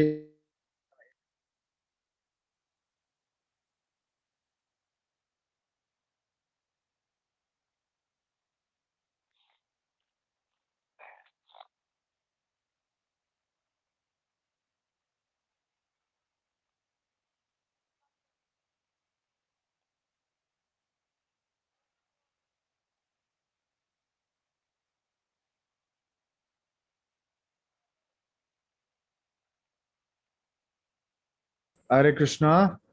আজকে নেটওয়ার্কটা অতিরিক্ত খারাপ। হ্যাঁ, খুব খুব আমি খুব কারো খারাপ কথাই আপু। বুঝতে পারছি না, শুনতে পাচ্ছি না। আজকে ক্লাসটা এখানেই শেষ করছি, কেমন? আমরা আগামীকালকে আমরা নিব। বা খুবই খারাপ, আমি কিচ্ছু বুঝতে পারছি না। এটা আমার খারাপ, এটা আপনাদের নয়, এটা আমারই খারাপ। তাই আপনাদের সবাইকে অনুরোধ করব, কোনো প্রশ্ন থাকলে আপনারা ডিরেক্টলি মেইন গ্রুপে প্রশ্ন করবেন। ঠিক 1 ঘন্টা পরে এসে বা আধা ঘন্টা পরে এসে আমি মেইন গ্রুপের মধ্যে প্রশ্ন উত্তর করব। ঠিক আছে, প্রশ্ন করুন, উত্তর পাবেন, গ্রুপের মধ্যে চলে যান সবাই। ওখানে গিয়ে কোনো প্রশ্ন থাকলে পড়া শুরু করুন, আমি এসে আমি আনসার দিচ্ছি। অসংখ্য ধন্যবাদ সবাইকে। আগামীকালকে যত বাধা আসুক আমাদের ক্লাস কিন্তু চলতে থাকবে। চেষ্টা করব আমরা ক্লাস সুন্দরভাবে চালিয়ে দেওয়ার। হরে কৃষ্ণ কৃষ্ণ কৃষ্ণ হরে হরে, হরে রাম রাম হরে রাম, রাম রাম রাম রাম হরে হরে। প্রভুপাদ কি জয়। জয় হরি বল। হরি বল।